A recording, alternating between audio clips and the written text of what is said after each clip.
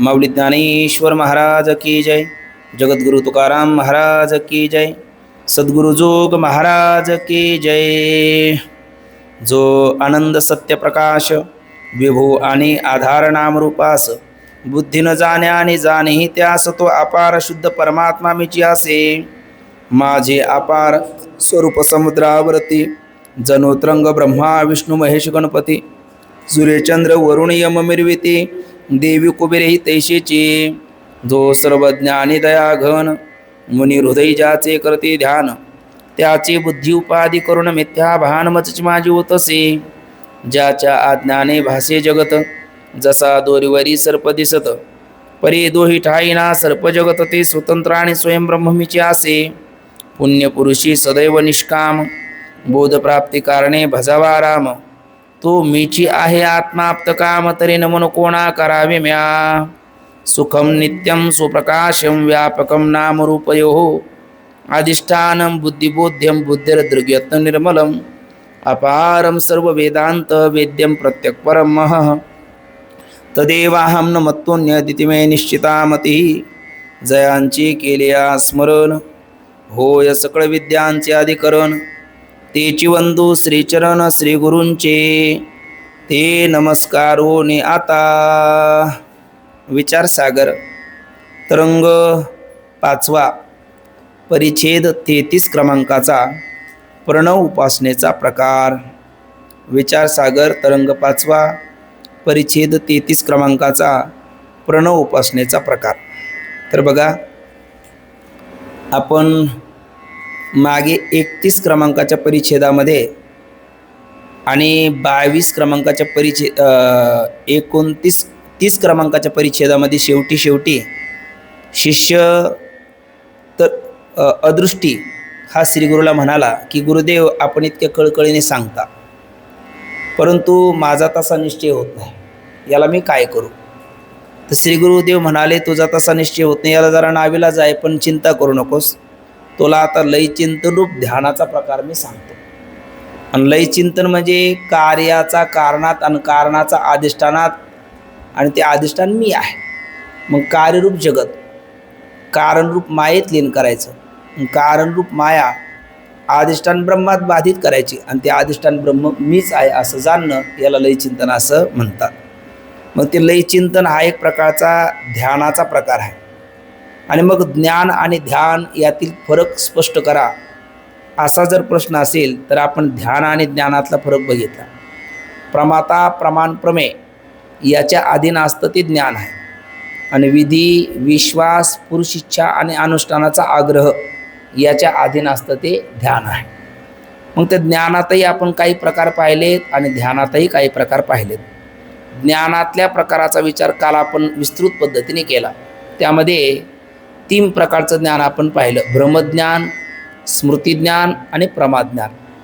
ब्रह्मज्ञान म्हणजेच कंसात ब्रह्म म्हणजे अध्यास, त्याच्यामध्ये स्वरूपाध्यास, संसर्गाध्यास, अन्योन्याध्यास असा ब्रह्मज्ञानाचा आपण विस्तृत विचार केला.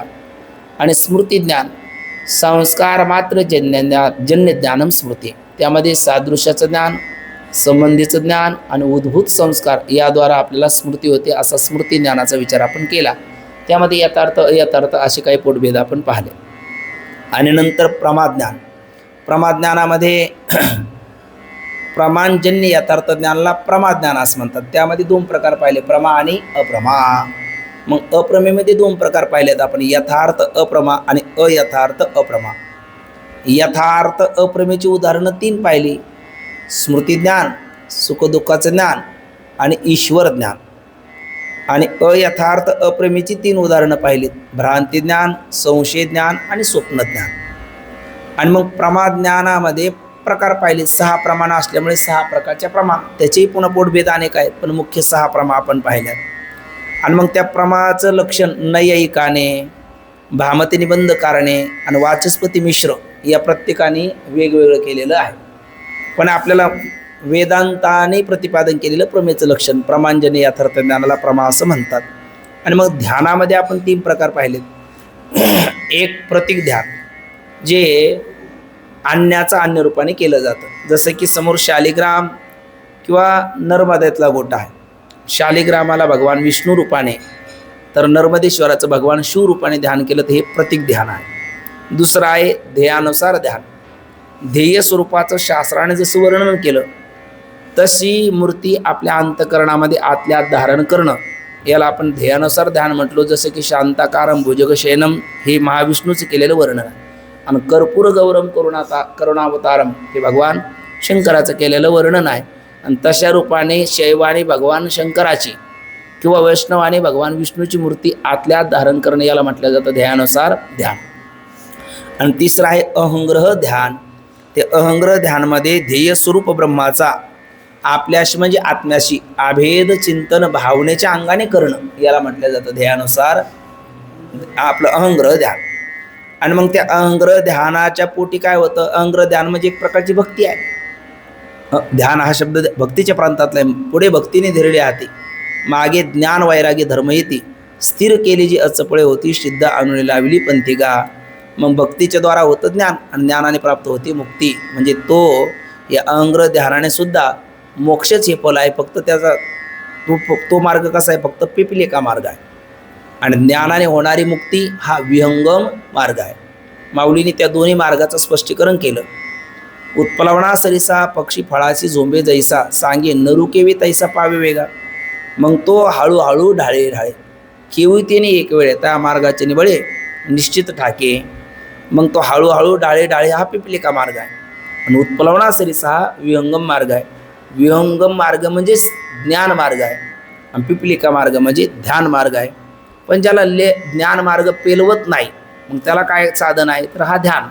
आणि त्या ध्यानामध्ये जसं आपण प्रतीक ध्यान पाहिलं, दुसरं ध्येयानुसार ध्यान पाहिलं आणि तिसरं अहंग्रह ध्यान पाहिलं. आणि अहंग्रह ध्यान म्हणजे एक प्रकारचा लय चिंतनाचा हा प्रकार आहे.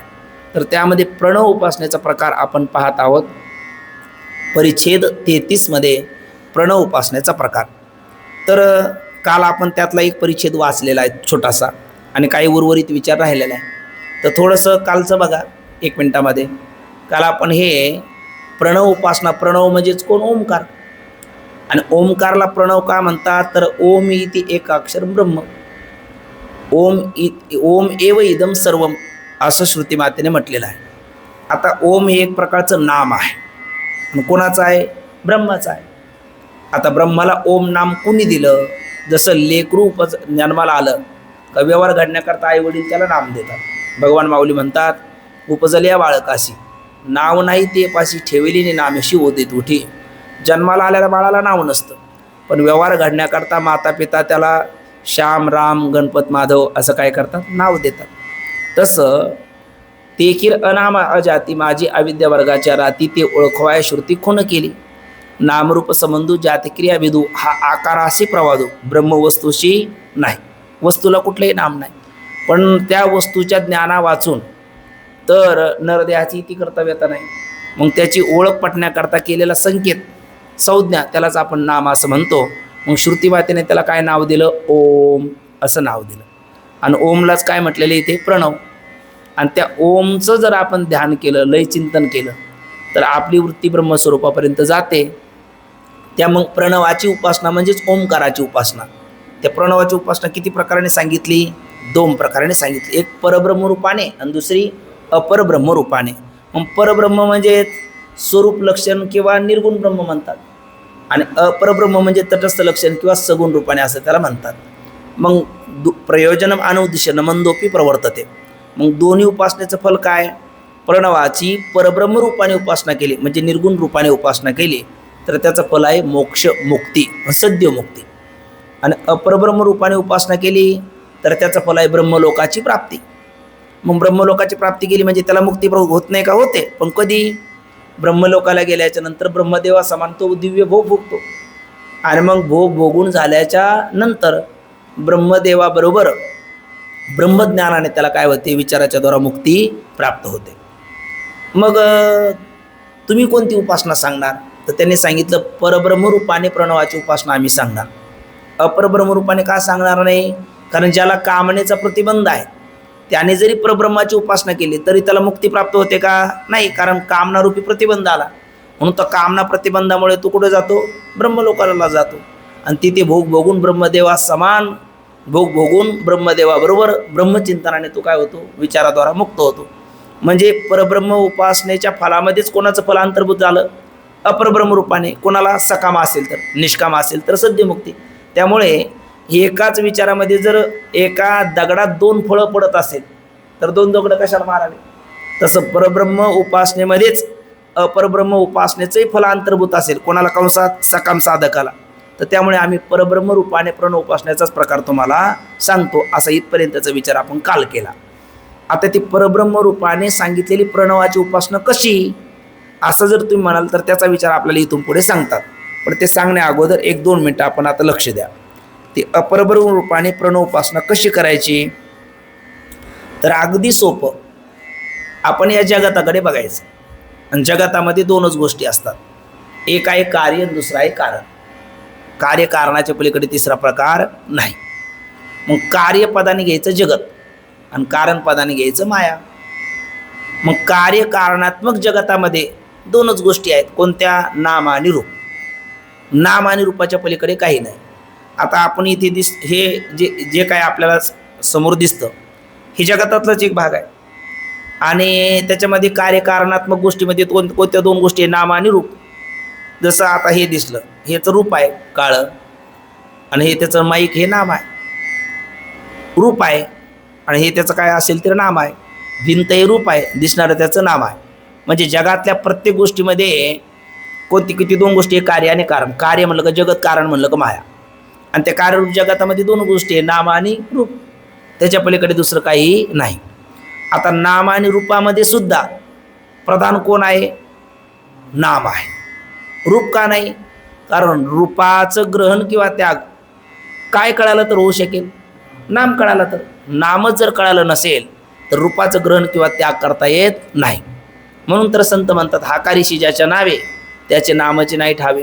किंवा या तरंगाच्या आरंभीच आपण एक गोष्ट पाहिली होती, रूपाचं ज्ञान जर नसेल तर पाटलेलाचा घोडा चालण्याकरता गेला आणि त्याला घोडा कसा चारतात माहिती नाही, त्याने लगाम काढून घेतला, घोडा पळून गेला.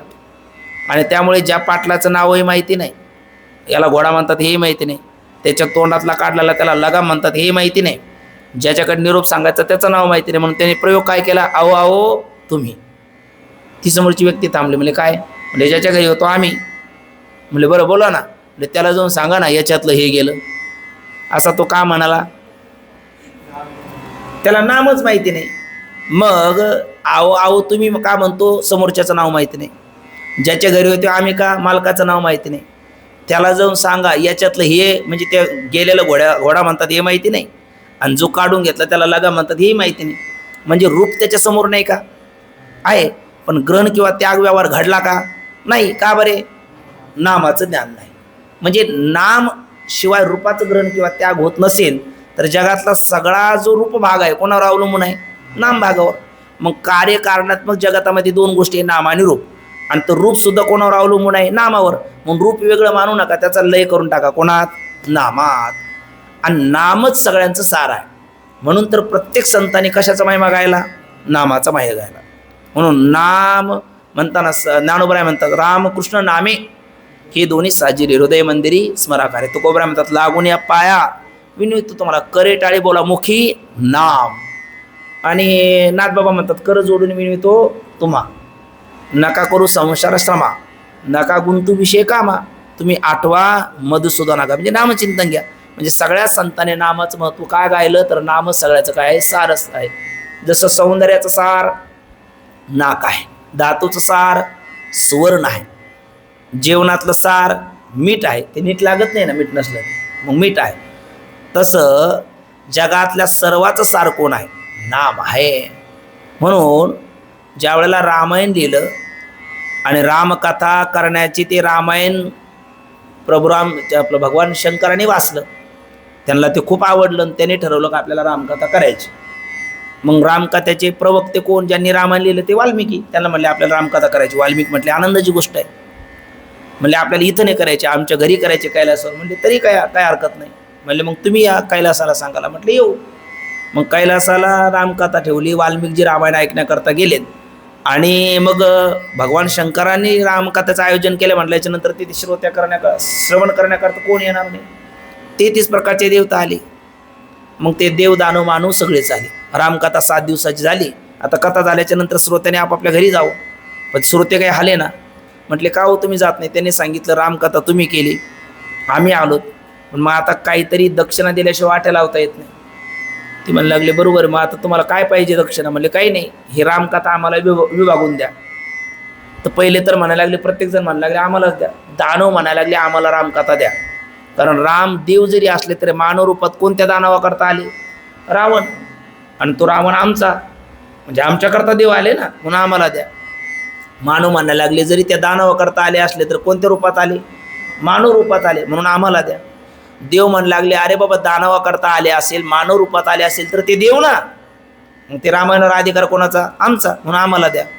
आता कल लागल्यामुळे भगवान शंकर म्हणायला लागले विभागून देऊ.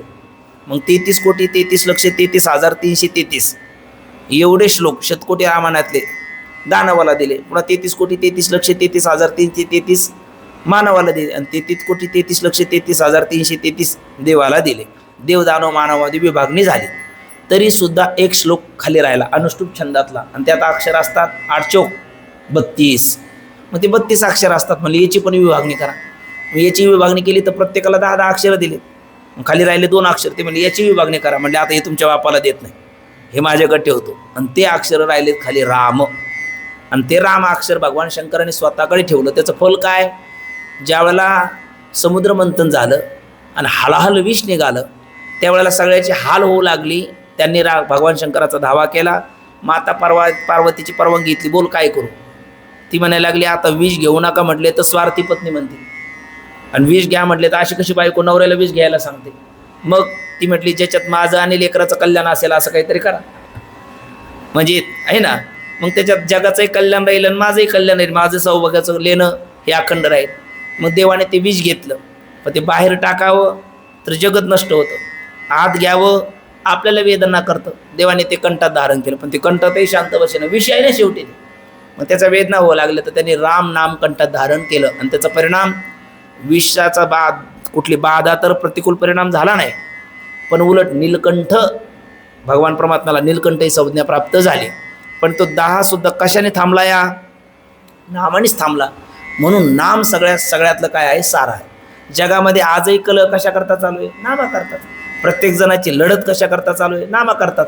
बरं ठेवलेलं नामाचा इतका अभिमान असतो का? केळी देते सोलून, पेरू देते चिरून, यांच्या नावावर कुंकू लावते करून, जे फुकतो गडी आहे ना, तर जीवनभर त्याला तिची जित्या रोटीन मेल्या माती सांभाळ करावी लागते. म्हणजे ठेवलेलं आहे बापन नाव, पण ते तिने एकदा बाहुल्यावर घेतलं, याला इतका अभिमान होतो. तर त्याचं अनादी सनातन असणारं परमात्म्याचं नाम, त्याला त्या नामाचा किती अभिमान असेल. म्हणून सगळ्या संतांनी त्याच्या नामाचा महिमा गायला. आणि नुसता निस्त महिमा गायला नाही, स्वरूप शक्ती कार्यरूपाने गायला. त्याचा स्वरूप महिमा सांगत असताना माऊली म्हणतात हे आसो आश्रय आकाशा आश्रय आकाशाची दैसा नाम नामी तैसा आभेदासे. त्याचा शक्ती महिमा सांगताना मला वाटतं नाथबाबा म्हणतात जेवढी या नामाची शक्ती तेवढे पाप नाही त्रिजगती नामापाशी चारी मुक्ती जाणणे शिंती विद्या. आणि त्याचा कार्यमहिमा सांगताना मग पुन्हा सांगतात देशेकाली वेदानुवादा, ज्या सुखाची न करवे मर्यादा त्या सुखाची सुखसंपदा मदभक्ता सदा सेविती. आणि त्याचं अलौकिकत्व सांगितलं. मग त्या नामाचं अलौकिकत्व सांगत असताना अलौकिक जगात 3 सांगितले, पण शेवटी नामापाशीच येऊन पोचले. 1 आहे भगवंत, 2 आहेत संत आणि 3 आहे या दोघांचे नाम. तर अलौकिक कशाला म्हणतात? नाही प्रत्यज्ञा मात्र वस्तुसिद्धी किंतु लक्षणाप्रमाणात वस्तुसिद्धी. 1 सामान्याला कळत नाही, 2 5 भूतात सापडत नाही, 3 काळाची सत्ता ज्यावर चालत नाही त्याला म्हणतात अलौकिक. अशा अलौकिकाचे 3 निकष आहेत. आणि नाम सामान्याला कळत नाही. आपलं म्हणजे पहिले भगवंत घ्या, 2 संत घ्या आणि 3 नाम घ्या. हे 3ही सामान्याला कळत नाही, 5 भूतात सापडत नाही, काळाची सत्ता तिघावर चालत नाही, म्हणून तिघही अलौकिक आहे. आणि त्यामध्ये श्रेष्ठ अलौकिकत्व नामाचं आहे. कसं ते पहा. भगवंत सामान्याला कळत नाही, देव न लगे देव न लगे. कळाल्यामुळे न लगे म्हणतात का? न कळाल्यामुळे न कळाल्यामुळे न लगे. कारण कळालं तर लगे लगे लगे, पण न लगे का? महत्त्व कळालं नाही म्हणून न लगे. म्हणजे सामान्याला देव कळत नाही म्हणून न लगे म्हणतात. म्हणजे सामान्याला कळत नाही. देव 5 भूतात सापडत नाही. व्यापक वस्तू परिचिन्नात सामावते का परिचिन्न वस्तू व्यापकात सामावते? उलट आहे, परिचिन्न वस्तू व्यापकात सामावते. परमात्मा व्यापक पंचमहाभूत परिचिन्न आहे. कारण अनंत ब्रह्मांडे एका रोमी आईशी धेंडे किंवा अनंत ब्रह्मांडे उदरी असं म्हटलेलं आहे. म्हणजे परमात्मा झाला व्यापक आणि पंचमहाभूत कार्य ब्रह्मांड झालं परिचिन्न, म्हणून त्याच्यामध्ये परमात्मा सापडत नाही, म्हणून अलौकिक. आणि काळाची सत्ता परमात्म्यावर चालत नाही, व्यवहार आहे. स्वामीवरती सेवकाची सत्ता नसते, सेवकावरती स्वामीची सत्ता असते. आणि मियाची नेमेला साता काळूग राशी तशी भूता ये म्हणे आगा ते पंड स्वतः सकळी जायची. म्हणून परमात्मा काय झाला? स्वामी.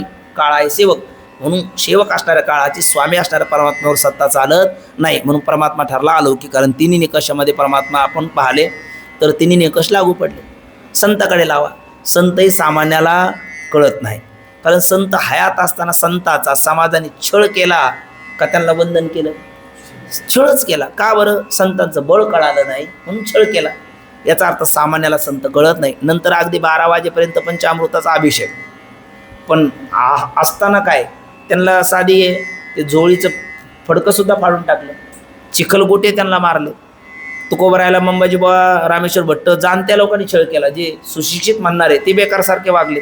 याचं कारण काय? सामान्याला संत कळत नाही. असामान्याला कळालं नाही तर सामान्याचा विचार सोडून द्या. मंबाजी बुवा, रामेश्वर भट्ट हे असामान्य पात्र त्या काळातले, आणि इकडे विसोबा हे असामान्य लोक. यांना जर संत त्या काळात हयात असताना कळाले नाही तर सामान्याला काय कळतील? म्हणजे संत सामान्याला कळत नाही. संत 5 भूतात सापडत नाही. तुम्ही बघा, पृथ्वी नावाचं भूत लोह उभे खाये माती, ज्ञानोबरा म्हणतात. लोखंड टांगून जरी ठेवलं तरी माती त्याला खाते. पण आजही 750 वर्षाच्या पुढे दिवस झाले, आजही माऊली समाधीत आहे. ज्ञानदेव घेतलेलं दान हृदय धरून या ध्यान समाधी वैसाला निर्वाण कथा कीर्तन करीतो बाबा बाळाचंतो. म्हणजे आजही माऊली पृथ्वी तत्वाला ताब्यात घेतलं माऊलीने. पृथ्वीने माऊलीने ताब्यात नाही घेतलं, माऊलीला नाही घेतलं, माऊलीने पृथ्वी तत्वाला ताब्यात घेतलं. आकाश आणि वायू तत्वाला जगद्गुरु तुकोबाराने ताब्यात घेतलं. अनुरुनिया थोकडा तुका आकाशा एवढा. जलतत्वाला नाथबाबाने ताब्यात घेतलं. नाथबाबा जलरूप झाले, पण आजही ते दर्शन द्यायला निष्ठावंत भक्ताला येतात. जलरूप जलाला ताब्यात घेतलं.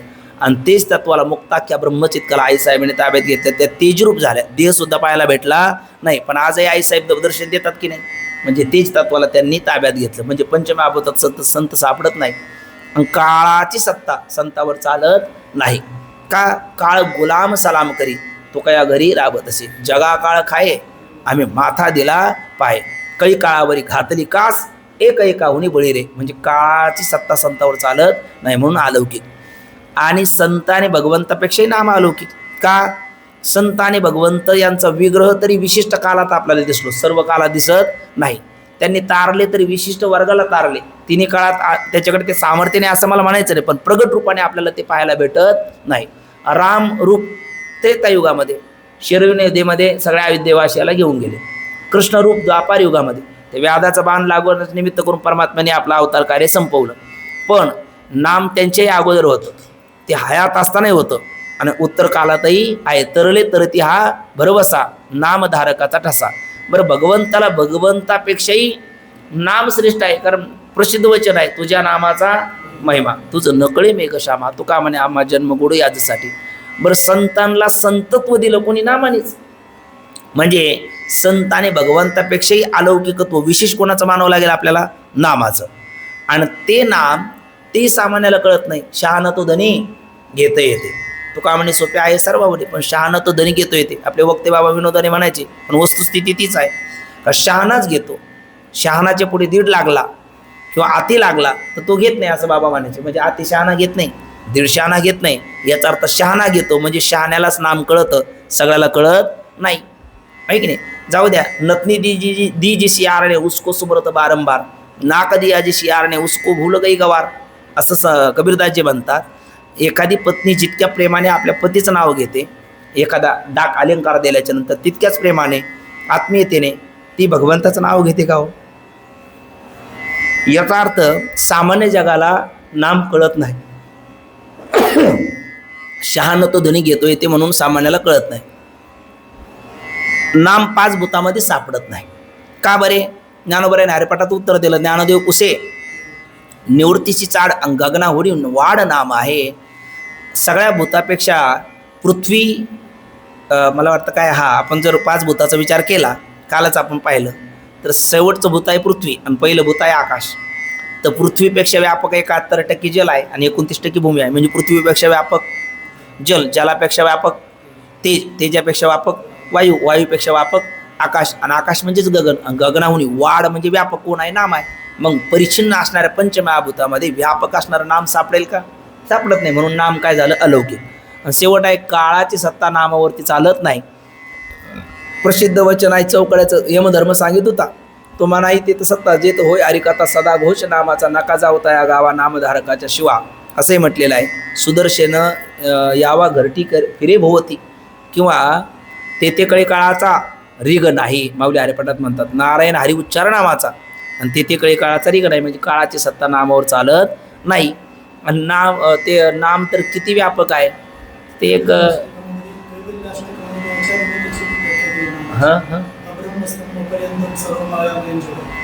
ब्रह्मस्तंभ पर्यंतम सर्व मायामय जगत, सत्यम सत्यम पुन्हा सत्यम, हरेर नामैव केवलम, म्हणजे कार्यरूप जगतापेक्षा सत्य नामच आहे, कार्यरूप मायापेक्षा सत्य नामच आहे, आणि अधिष्ठान ब्रह्माचा परिचय करून देणारं सुद्धा नामच आहे. मग या रूपाने पाहिलं तर नाम साराचेही सार, म्हणून शूळ पाणी म्हणजे भगवान शंकर जपत असे वारंवार. आणि असे नाम असल्यामुळे नाम हे अलौकिक आहे, आणि म्हणून या नामाचाच महिमा सकल संतांनी गायलेला आहे. मग आता आपण कुठून आलो? कार्यकारणात्मक जगत आहे, त्याच्यामध्ये दोन गोष्टी आहे, नाम आणि रूप. रूपभागाचं ग्रहण किंवा त्या कोणा वाचून होत नाही? नामा वाचून. म्हणून रूपभाग लीन करायचं नामामध्ये, आणि असं नामच सर्वाचं सार असल्यामुळे नामाचा महिमा संतांनी गायला. आणि असे सगळ्या नामामध्ये प्रकार आहे दोन, लौकिक आणि वैदिक. तर लौकिक म्हटलं म्हणजे व्यवहारामध्ये वापरले जाणारी शब्द नाम, आणि म्हणजे व्यवहारामध्ये जसं आपण व्यवहार करण्याकरता कुठल्याही गोष्टीला नामच देतो ना, हे लौकिक नाम आहे. आणि वैदिक नाम म्हणजे शास्त्र, श्रुती, स्मृती, पुराण, चौवेद जाण, साई शास्त्री कारण, आणि 18 पुराण हर्षगती, 4 वेदामध्ये, 6 शास्त्रामध्ये, 18 पुराणामध्ये वापरलेली नामं त्याला वैदिक नाम म्हणा. आणि व्यवहारात वापरले जाणारे नामं ती लौकिक नामं म्हणा. अशी लौकिक आणि वैदिक ही दोन्ही नामं ही कोणापासून प्रस्फुटित झाली, जन्माला आली? ओमकारापासून जन्माला आली, म्हणून ती सगळी ओमकार स्वरूप आहे. आणि ओमकार हे नाम आहे कोणाचं? नामीचं. मग नामी कोण? नामी आहे ब्रह्म, आणि नाम आहे त्याचं ओमकार. कोणी दिलं? श्रुती मातेने. तो ओमकारला म्हणतात वाचक, आणि ब्रह्माला म्हणतात वाच्य. आणि वाच्य वाचकाचा काय असतो? अभेद असतो. आत्ताच म्हटलं आपण, हे असो आश्रय आकाशा, आश्रय आकाशाचे जैसा, नाम नामी तैसा अभेद असे. कारण नाम आणि नामी म्हणजे परमात्म्याचं नाम आणि परमात्मा याच्यामध्ये काय अभेद आहे? नाम नामी, गुणगुणी, क्रिया क्रियावान, उपादान कारण कार्य, आणि वाच्य वाचक यांचा अभेद असतो. म्हणून वाचक ओंकाराचा वाच्य ब्रह्माशी काय आहे? अभेद आहे.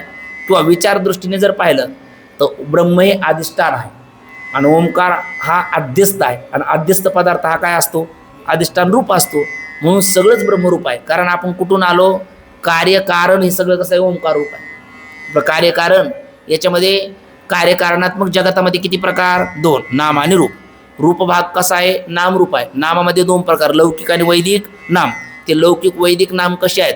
त्यांचा जनक ओंकार असल्यामुळे ते ओंकार रूप आहे. जसं मृत्तिका कार्य घट आहे, तर घट कसा असतो? मृत्तिका रूप असतो. तसं कार्यरूप लौकिक वैदिक नाम कारण ओंकार रूप आहे, आणि ओंकार वाचक आहे कोणाचा? ब्रह्माचा. ब्रह्मवाच्य, वाच्य वाचकाचा अभेद असतो. किंवा विचार दृष्टीने पाहिलं तर ओंकार आद्यस्त आहे, ब्रह्म अधिष्ठान आहे, आणि आद्यस्त ओंकार अधिष्ठान ब्रह्मरूप आहे. ते ब्रह्म काय आहे? मी आहे. अशा पद्धतीची प्रणव उपासना. मग म्हणून त्या ब्रह्मालाच वेष्टी समष्टी भेदाने 2 नावं येतात. वेष्टी रूपाने पाहिलं तर त्याला आत्मा म्हणतात, समष्टी रूपाने पाहिलं तर त्याला ब्रह्म म्हणतात. आणि हा ओंकार, मग तिघाला सुद्धा आत्मा वेष्टी दृष्टीने आत्मा, समष्टी दृष्टीने ब्रह्म, आणि त्याचा पुढचा असणारा ओंकार. या तिघामध्ये तिघाचे किती किती रूप आहेत? 4 रूप आहेत. आत्म्याचे 4, ब्रह्माचे 4, आणि ओंकाराचे 4. तर त्याचे 3 सोपाधिक रूप आहे आणि 1 निरुपाधिक रूप आहे. कसं? सरळ बघायचं. पहिला घ्या, असा आपण एक तक्ताच तयार करा, ते दिलेलंच आहे, पण एक आपण तो पाहण्यापेक्षा आपण थोडासा आपल्या मनाने पहा. तर मग इकडे आपण काय करू? असे इकडे 3 शब्द लिहायचे, आत्मा, ब्रह्म आणि ओंकार लिहिलेत. मग त्याचे असे आडवे 4 कप्पे करायचे, स्थूल, सूक्ष्म, कारण आणि निरुपाधिक. मग त्याचे स्थूल, सूक्ष्म, कारण या 3 उपाधी आणि त्याचं एक निरुपाधिक स्वरूप. मग आत्म्याचे स्थूल, सूक्ष्म, कारण हे 3 सोपाधिक स्वरूप आहे आणि एक निरुपाधिक स्वरूप आहे. मग आत्म्याला स्थूल म्हणजे स्थूल देह जागृतीची उपाधी लागली का विश्व म्हणतात. सूक्ष्म देह स्वप्नाची उपाधी लागली का तेजस म्हणतात. आणि कारण देह शिशुत्वाची उपाधी लागली का प्राज्ञा म्हणतात. आणि या निरुपाधिक स्वरूप त्यालाच तोंडपद लक्ष असं म्हणतात. ब्रह्माचं तसंच करायचं. स्थूल उपाधी, वेष्टी स्थूल देह आणि जागृतीची उपाधी लागली का त्याला विराट, आणि स्वप्न वेष्टी सूक्ष्म देह आणि स्वप्नाची उपाधी लागली का हिरण्यगर्भ, आणि समष्टी सूक्ष्म कारण देह आणि शिशुत्व अवस्थेची उपाधी लागली का त्याला ईश्वर म्हणतात. आणि त्याचं निरुपाधिक स्वरूप त्याला तत्पद लक्ष असं म्हणतात. आणि इकडे शेवट कोण राहिलं? ब्रह्म, आपलं ओंकार. तर ओंकाराला स्थूलाची उपाधी लागली का आकार, सूक्ष्माची उपाधी लागली उकार, कारणाची उपाधी लागली मकार, आणि निरुपाधिक म्हटलं का अर्धमात्र स्वरूप, ते शुद्ध स्वरूप. आता हे आपण केले ना, मग बघा आता इकडे बघा, ह्यांना तिघाला काय नाव दिले होते आपण? आत्मा, ब्रह्म आणि ओंकार आहे ना. आणि त्यांच्या या 3 उपाधी आणि एक निरुपाधिक स्वरूप. मग आता हे आत्मा, ब्रह्म आणि ओंकार आहे.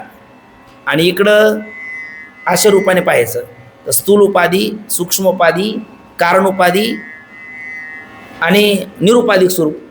मग या तिघामध्ये एक पहिली गोष्ट समान आहे. आत्मा, ब्रह्म आणि ओंकार या तिघाची पहिली स्थूल उपाधी आहे, नंतर दुसरी सूक्ष्म उपाधी आहे, तिसरी कारण उपाधी आहे, आणि चौथं निरुपाधिक स्वरूप आहे. म्हणून पहिलं जे स्थूल उपाधी आहे, मग आत्म्याला नाव आलं तर विश्व, ब्रह्माला नाव आलं तर विराट, आणि ओंकार नाव आलं मकार. पण तिघामध्ये स्थूल उपाधी जागृती अवस्था आकार आकार आहे ना, ते स्थूल उपाधी त्यांची काय समान आहे. मग त्या विश्वाचा अंतर्भाव करायचा विराटामध्ये, आणि विराट विश्वाचा अंतर्भाव करायचा आकार मात्रेमध्ये. तसाच दुसरा कोण आता? तो स्थूल सूक्ष्म उपाधी तेजस. मग तेजसामध्ये आणि हिरण्यगर्भामध्ये अंतर्भाव का समानता काय? सूक्ष्म उपाधी. आणि व्यष्टी समष्टी भेद तो जर बाजूला सारला तर तेजस रूप तेजसाचा अंतर्भाव करायचा हिरण्यगर्भामध्ये, आणि तेजस रूप हिरण्यगर्भाचा अंतर्भाव करायचा उकार मात्रेमध्ये, कारण द्वितीयत्व त्यांच्यामध्ये समान आहे. त्याच पद्धतीने इकडे जर बघितला तर प्राज्ञ आणि ईश्वर यांच्यामध्ये तृतीयत्व समान आहे. मग प्राज्ञाचा अंतर्भाव ईश्वरामध्ये आणि प्राज्ञरूप ईश्वराचा अंतर्भाव मकार मात्रेमध्ये. तसंच निरुपाधिक तोमपद लक्षाचा अंतर्भाव तत्पद लक्षामध्ये, आणि तोमपद लक्षरूप तत्पद लक्षाचा अंतर्भाव ते अमात्र स्वरूपामध्ये. मग खाली आता हे विराट हे ईश्वराचे आत्म्याचे 3 प्रकार गेलेत, ब्रह्माचे 3 प्रकार गेलेत, खाली राहिले फक्त आता ओंकाराचे. तो ओंकाराची पहिले स्थूल आकार आहे तो सूक्ष्म उकारामध्ये, सूक्ष्म उकार आहे तो कारण मकारामध्ये, कारण मकार आहे तो अमात्र स्वरूपामध्ये, आणि तो अमात्र स्वरूप जो आहे तो मग ह्या ओंकाराचे सुद्धा किती पाच झालेत? 2. एक सोपाधिक आणि एक निरुपाधिक. मग सोपाधिक म्हटलं का आकार उकार मकार, आणि निरुपाधिक म्हटलं तर अमात्र स्वरूप. पण ते खऱ्या वास्तव अधिष्ठान ब्रह्माच्या दृष्टीने पाहिलं तर हे दोन्ही काय अपामार्थ स्वरूप आहे. त्याचं अधिष्ठान ब्रह्म जे आहे ते वास्तव स्वरूप आहे. मग ते अधिष्ठान ब्रह्मामध्ये ओंकाराचे सोपाधिक आणि निरुपाधिक दोन्ही त्याच्यात लीन करायचे. खाली राहिला अधिष्ठान ब्रह्म, ते ब्रह्म कोण आहे? मीच आहे. अशा पद्धतीचा लय चिंतनाचा प्रकार हा प्रणव उपासनेचा प्रकार कितव्या परिच्छेदामध्ये सांगितला? या 33 क्रमांकाच्या परिच्छेदामध्ये सांगितला. सगळा गोष्टवार आपण त्याचा पाहिला. आता याच्यामध्ये आणखी 1, 2, 3 नावं लगेच ध्यानात घेऊन घेऊ, म्हणजे मग आपलं सगळं फक्त परिच्छेद आपल्याला वाचून घ्यायचा. तर त्याच्यामध्ये पहिला स्थूल उपाधिवान, दुसरा काय म्हटलं आपण? सूक्ष्म उपाधिवान, तिसरा कारण उपाधिवान, चौथा निरुपाधिक स्वरूप. त्या स्थूल उपाधिवानालाच आपण काय नाव दिलं? स्थूल सूक्ष्म कारण शरीर, किंवा त्याला नाव देतात स्थूल भूक, सूक्ष्म भूक आणि कारण भूक, किंवा त्याला म्हणतात पहिल्याला बहिप्रज्ञ, दुसऱ्याला अंतप्रज्ञ आणि तिसऱ्याला प्रज्ञानगण.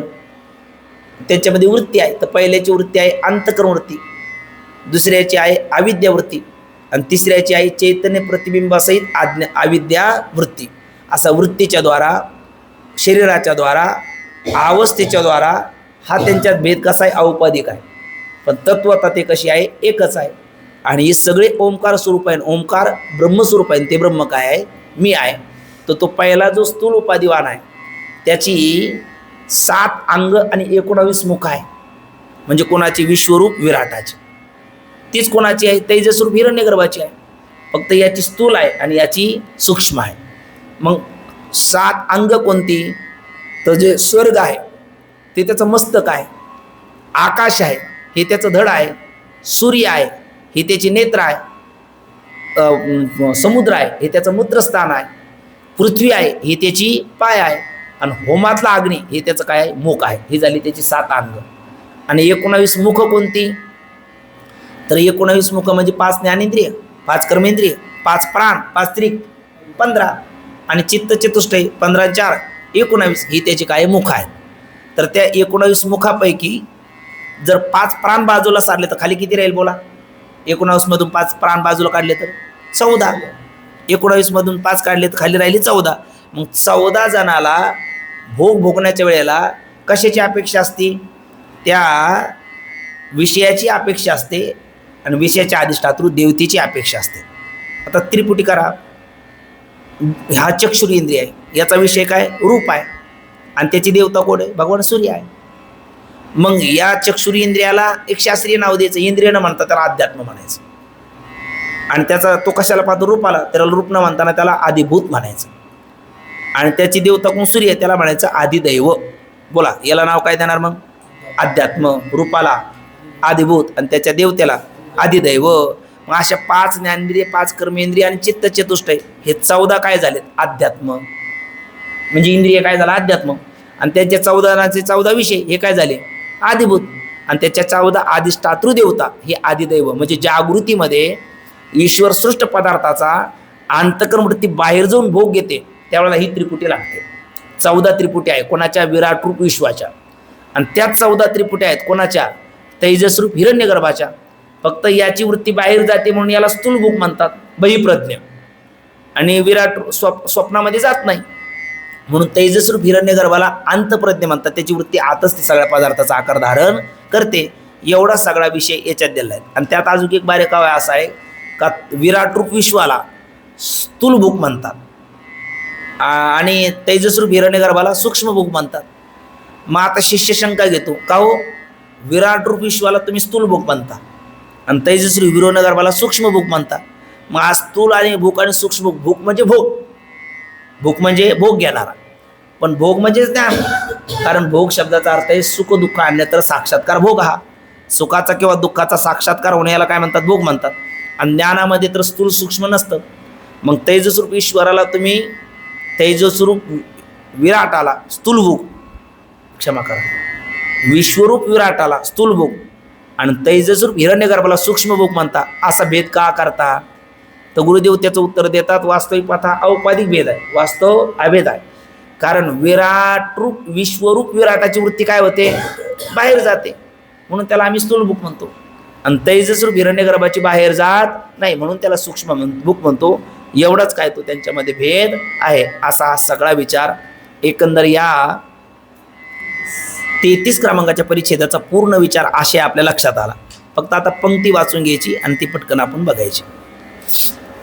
बघा, तर त्या 33 क्रमांकाच्या परिच्छेदामध्ये हा प्रणव उपासनेचा प्रकार पाहत असताना जी प्रणव उपासना किती प्रकाराने सांगितली? 2, परब्रह्म रूपाने आणि अपरब्रह्म रूपाने. परब्रह्म रूपाने प्रणव उपासना केली तर फल काय आहे? मोक्ष. आणि अपरब्रह्म रूपाने केले तर ब्रह्मलोकाची प्राप्ती. पण यापैकी कोणती ते सांगणार?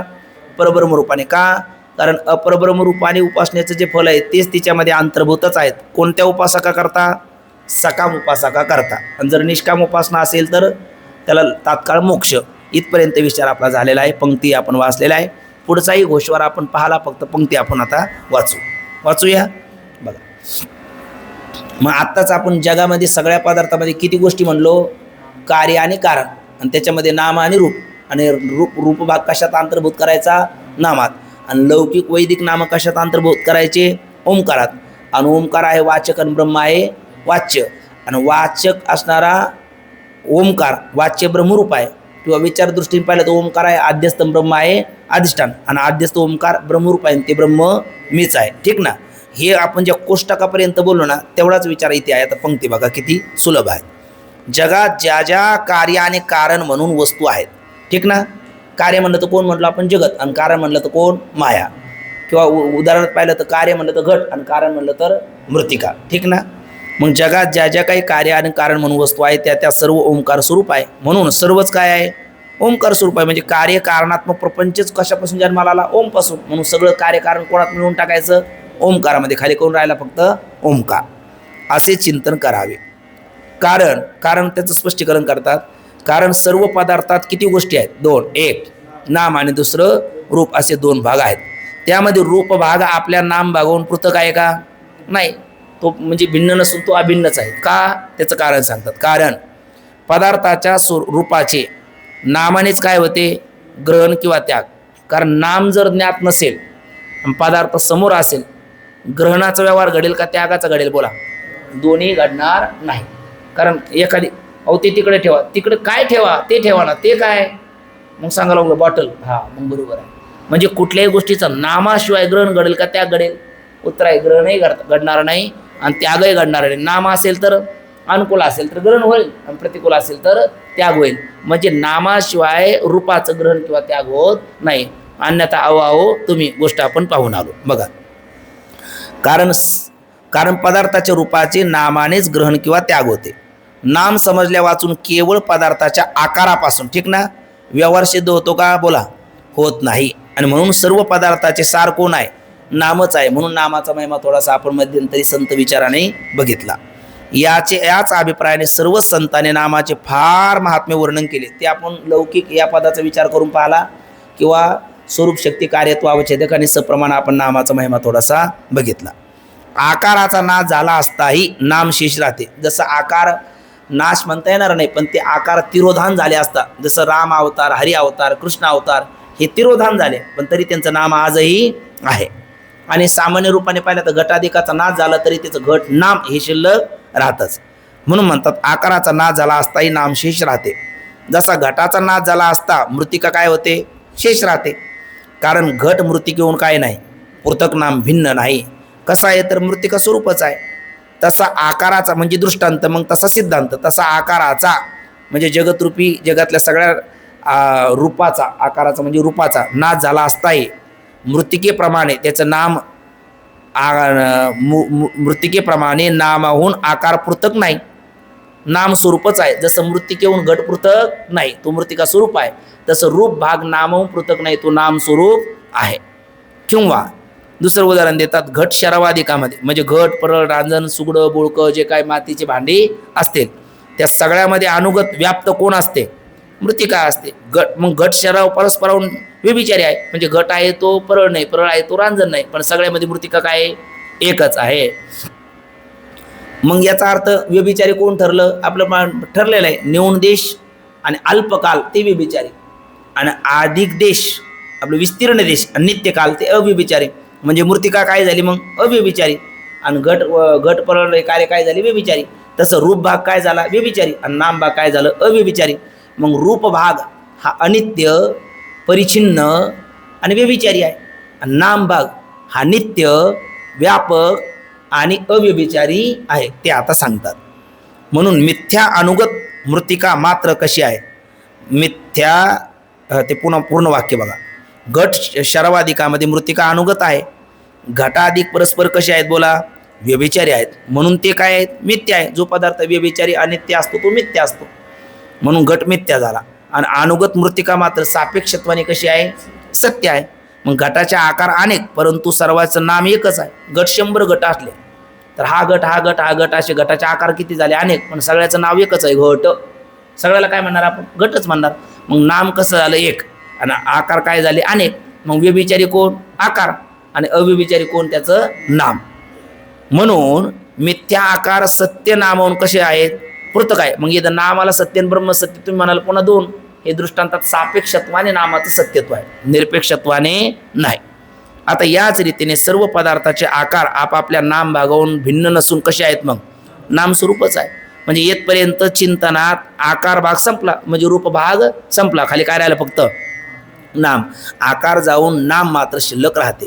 आणि ती सर्व नामात 2 प्रकार म्हटलं आपण, लौकिक आणि वैदिक. ते सांगतात सर्व नामे ओंकाराहून काय नाहीत? भिन्न नाहीत. कशी आहे? मग ओंकार स्वरूपच आहे. मग म्हणले नाम म्हणजे तरी काय? ते व्याख्या करतात. पदार्थाच्या वाचक शब्दाला काय म्हणतात? नाम असे म्हणतात. आणि त्या नामात 2 प्रकार, लौकिक आणि वैदिक वगैरे सर्व शब्द हे आकारापासून उत्पन्न झाले आहेत, आपलं ओंकारापासून उत्पन्न झाले. म्हणजे लौकिक वैदिक नाम कोणापासून जन्माला आली? ओंकारापासून जन्माला आली. म्हणून म्हणतात ओंकार आता शब्दश्च द्वावेतो ब्रह्मणपुरा अशी श्रुती सुद्धा आहे. म्हणजे ओंकारापासून हे सगळं काय झालेलं आहे? ओमिति इदम सर्वम. लौकिक वैदिक नाम कोणापासून जन्माला आले?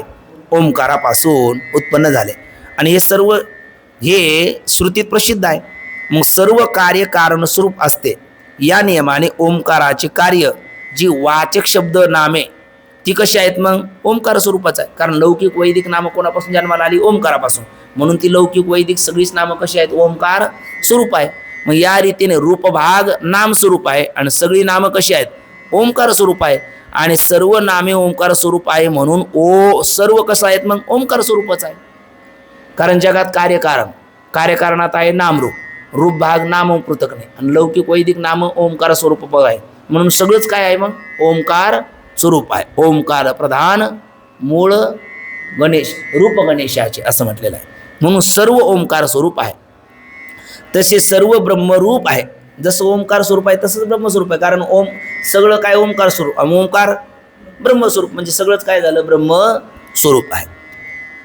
मग सर्वच ब्रह्मरूप आहे म्हणून ओंकार ब्रह्मरूप आहे. किंवा ओंकार ब्रह्मांडाचा काय आहे? ब्रह्माचा वाचक आहे. ओंकार हा ब्रह्माचा वाचक आहे आणि ब्रह्म काय झालं? वाच्य आहे. म्हणजे नाम कोण? ओंकार आणि नामी कोण? ब्रह्म. म्हणजे वाच्य वाचकाच काय असतो? अभेद असतो. म्हणून ओंकार ब्रह्मरूप आहे याही अर्थाने. आणि वाच्य वाचकाचा अभेद असतो. या नियमानेही ओंकार कसा आहे? ब्रह्मरूप आहे. आणि विचार दृष्टीने जर पाहिलं, विचारता निरसले प्रपंच सहसांडवले तत्वता तत्वरले ज्ञानेशी. मग विचार काय करायचा? ओंकार काय आहे? अध्यस्त. ब्रह्म काय? अधिष्ठान. आणि अध्यस्त पदार्थ अधिष्ठान ज्ञानानंतर काय होतो? अधिष्ठान रूप होतो. जे ज्याच्या ज्ञानाने असतं ते त्याच्या ज्ञानाने निवृत्त होतं. मग रज्जूवर भासलेला सर्प रज्जू ज्ञानानंतर वारुळात निघून जातो का? रज्जूरूप होतो. रज्जूरूप होतो. तसं ओंकार ब्रह्मज्ञानानंतर काय होणार? ब्रह्मरूप होणार. कारण ओम अध्यस्त आहे, ब्रह्म अधिष्ठान आहे. ते सांगतात बघा. मग ते म्हणतात विचार दृष्टीने पाहिले तर ओम हे अक्षर ब्रह्माच्या ठिकाणी अध्यस्त आहे. आणि अध्यस्ताचे स्वरूप अधिष्ठानाहून, मग अध्यस्त कोण? ओंकार. त्याचे स्वरूप अधिष्ठान ब्रह्महून कसे नाही? पृथक नसते. या असतो ओंकार कसा आहे? मग ब्रह्मस्वरूप आहे. आणि म्हणून ओंकाराचे ब्रह्मरूपाने काय करावे? चिंतन करावे. चिंतने चिंतने तद्रूपता. तुका म्हणे सुखदेह निरसने चिंतने चिंतने तद्रूपता. आणि ब्रह्मरूप ओंकाराचे आत्म्याशी काय करावे? अभेद चिंतन करावे. ब्रह्मरूप ओंकाराचे आत्म्याशी म्हणजे कोणाचा? आपण सगळ्या जगाचा पहिले जगत कसं म्हणलो? कार्यकारणात. त्याच्यात दोन भाग, रूप भाग नाम भाग. त्याच्यातला रूप भाग नामस्वरूप. नाम दोन प्रकारचे, लौकिक वैदिक. ते ओंकार स्वरूप. आणि ओंकार वाचक असल्यामुळे किंवा अध्यस्त असल्यामुळे ब्रह्मरूप. आणि त्या ओंकारूप ब्रह्माचा कोणाशी अभेद करायचा? आत्म्याशी. कारण ते मी जाणलं पाहिजे ना. कारण आत्मा आणि ब्रह्म दोन काही एकच, फक्त नाव दोन काले वेष्टी समष्टी भेदाने. तो वेष्टी समष्टी भेद बाजूला काढला तर ओंकारूप ब्रह्म कोणाशी अभेद करायचा? आत्म्याशी. म्हणून आत्मा ब्रह्म आणि ओम यांचे किती किती पाद पाहिले? पाद म्हणजे अंश 4 पाहिले. ते आता खाली देतात. कारण आत्म्याचे ब्रह्माचे आणि ओंकाराचे किती पाद आहेत? 4 पाद, भाग किंवा अंश असंही त्याला म्हणतात. काल आपण ओवी पाहिली होती बाबा, आल्या आल्या बोललो होतो आपण. जागृतीचे जाणपण, स्वप्नीचे मिथ्याभान आणि शिशुप्तीचा साक्षीपूर्ण तो नारायण सर्वथा. मग जागृतीचे जाणपण म्हणजे जागृती अवस्था, तिच्यातला जेवढा व्यवहार घडतो या 14 त्रिपुटीच्या द्वारा. आणि स्वप्नाचे मिथ्याभान, स्वप्न मिथ्या असं कळाल्याच्या नंतर जागृती त्याचं आपल्याला भान होतं का स्वप्न काय आहे? मिथ्या आहे. आणि शिशुप्तीचा साक्षीपूर्ण, आणि शिशुप्तीचा सुद्धा सुखमहम स्वप्सम नवैकिंचित विदिशम. सुषुप्तीकालीन अज्ञानाचा सुखाचा प्रकाशक असा कोण जाणावा? नारायण. नारायण म्हणजेच ब्रह्म. आणि ते ब्रह्म आत्मरूप. आणि आत्मा ब्रह्मा एकच. कारण ओंकार ब्रह्मरूप आणि ब्रह्मरूप ओंकार आत्मस्वरूप. कसा जाणायचा? लय चिंतनाच्या द्वारा. तो कसा? प्रणव उपासनाच्या द्वारा. आणि ती कशी? आता इथे कोष्टकात देतात बघा. त्याच्यामध्ये आडवी 4 आहेत आणि उभी 3 आहेत. उभी 3 कोण? आत्मा ब्रह्म आणि ओम. आणि त्यांच्यामध्ये सोपाधिक भाग किती? 3 आणि निरुपाधिक आहे ती 1. मग सोपाधिक 3 आणि निरुपाधिक 1. मग सोपाधिक जे आहेत त्यातला 3 उपाधी, स्थूल, सूक्ष्म आणि कारण. म्हणून स्थूल उपाधिवान, सूक्ष्म उपाधिवान आणि कारण उपाधिवान. आणि शुद्ध म्हणजे ते उपाधी रहित. ठीक ना. मग ते स्थूल आहे ना, ते सगळे नाव पुढे येणार आहेत. याच्यात आपण तसं बारीक नोट केलं तरी चालेल. मग तर स्थूल उपाधिवान आहे ना, त्याला स्थूल भूक म्हणतात. कोणतं शरीर? स्थूल शरीर. आणि कोणती अवस्था? जागृती अवस्था. कोणती वृत्ती? अंतकरण वृत्ती. एवढा त्याचा भाव लक्षात घ्यायचा. नंतर सूक्ष्म उपाधिवान म्हणजे त्याला विविक्त भूक म्हणतात. कोणती अवस्था? स्वप्न अवस्था. कोणतं शरीर? सूक्ष्म शरीर. कोणती वृत्ती? अविद्या वृत्ती. नंतर कारण उपाधिवान मग त्याला आनंद भूक म्हणतात. कोणती अवस्था? सुषुप्ती अवस्था. कोणतं शरीर? कारण शरीर. कोणती वृत्ती? चैतन्य प्रतिबिंबासह अविद्या वृत्ती. आणि शेवटचा शुद्ध म्हणजेच उपाधिरहित, माया आणि माया कार्याने अस्पर्शित, आणि म्हणून त्याला शुद्ध म्हणतात. मग तो शुद्ध सुद्धा ब्रह्मासारखा शुद्ध नाही, पण यांच्या परीस तो शुद्ध सापेक्षत्वाने.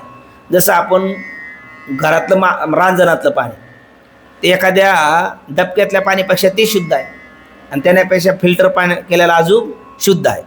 तसं इथं शुद्ध शब्द आला तो यांच्यासारख्या या उपाधीपेक्षा तो शुद्ध आहे, तो ब्रह्मासारखा शुद्ध नाही. मग यांची जे शुद्ध आहे ना, तर शुद्धाची कोणती शुद्धता म्हणायचं? त्याला सापेक्षिक शुद्धता, आणि ब्रह्माची निरपेक्षिक शुद्धता असं. मग आता स्थूल उपाधिवान पहिला घ्या. कोण? आत्मा आहे ना. त्याचे किती पाद?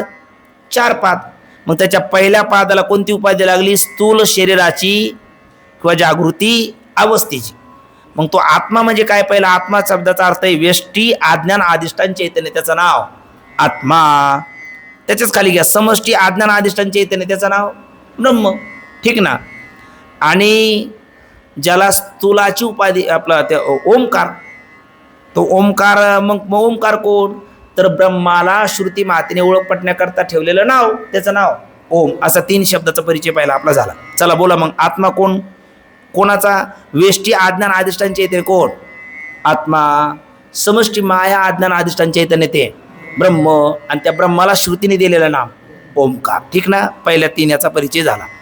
आता त्या आत्म्यालाच कोणती उपाधी लागली? स्थूल शरीराची किंवा जागृती अवस्थेची उपाधी लागली का? त्याला काय नाव येणार? विश्व. म्हणून म्हणायचं व्यष्टी स्थूल शरीर आणि जागृती अवस्था याचा अभिमान तो विश्व. तेच पुढे लावा. व्यष्टी सूक्ष्म शरीर आणि स्वप्न अवस्था याचा अभिमानाची याची उपाधी लागली का? त्याला म्हणायचं तेजस. आणि त्याचप्रमाणे कारण शरीर आणि सुषुप्ती अवस्था याचा अभिमानी किंवा याची उपाधी लागली का? त्याला म्हणायचं प्राज्ञ. आणि कुठलीच उपाधी नाही, तो जीव साक्षी, त्याचं नाव तुर्य किंवा तोंपद लक्ष किंवा साक्षी असं त्याला म्हणतात. तसंच इकडे घ्या ब्रह्मचैतन्याच्या बाबतीत, त्याला समष्टी स्थूल शरीराच्या समष्टी स्थूल शरीर समष्टी स्थूल शरीर आणि जागृती अवस्था याचा अभिमानी असला का तो विराट. त्याला काय म्हणणार इकडे आपल्याला? विराट. आणि त्यालाच वैश्वानर हे दुसरं सुद्धा नाव आहे बरं का. त्यालाच काय नाव आहे? वैश्वानर. त्याचप्रमाणे समष्टी सूक्ष्म शरीर आणि स्वप्न अवस्थेचा अभिमानी असेल तर त्याला म्हणणार हिरण्यगर्भ. त्याला दुसरं नाव आहे सूत्रात्मा. त्याचप्रमाणे समष्टी कारण शरीर आणि सुषुप्ती अवस्थेचा अभिमानी असेल त्याला म्हणायचं ईश्वर, म्हणजे कर्मसापेक्ष फलदाता असणारा.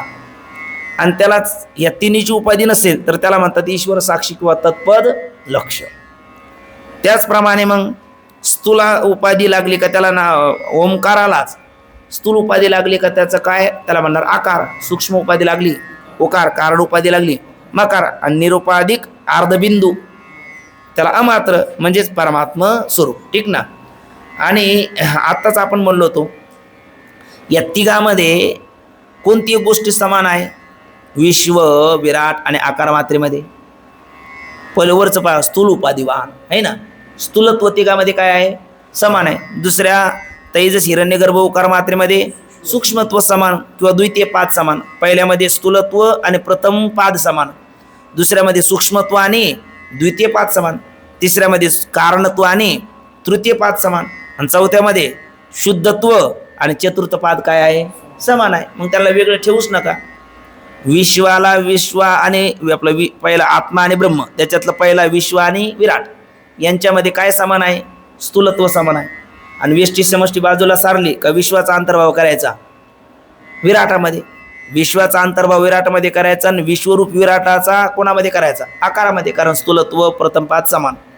तसंच तेजसाचा अंतर्भाव हिरण्यगर्भामध्ये, आणि तेजस्वरूप हिरण्यगर्भाचा अंतर्भाव करायचा उकार मात्रेमध्ये, कारण द्वितीयत्व समान. प्राज्ञाचा अंतर्भाव ईश्वरामध्ये, आणि प्राज्ञरूप ईश्वराचा अंतर्भाव मकार मात्रेमध्ये, कारण तृतीयत्व त्यांच्यामध्ये समान.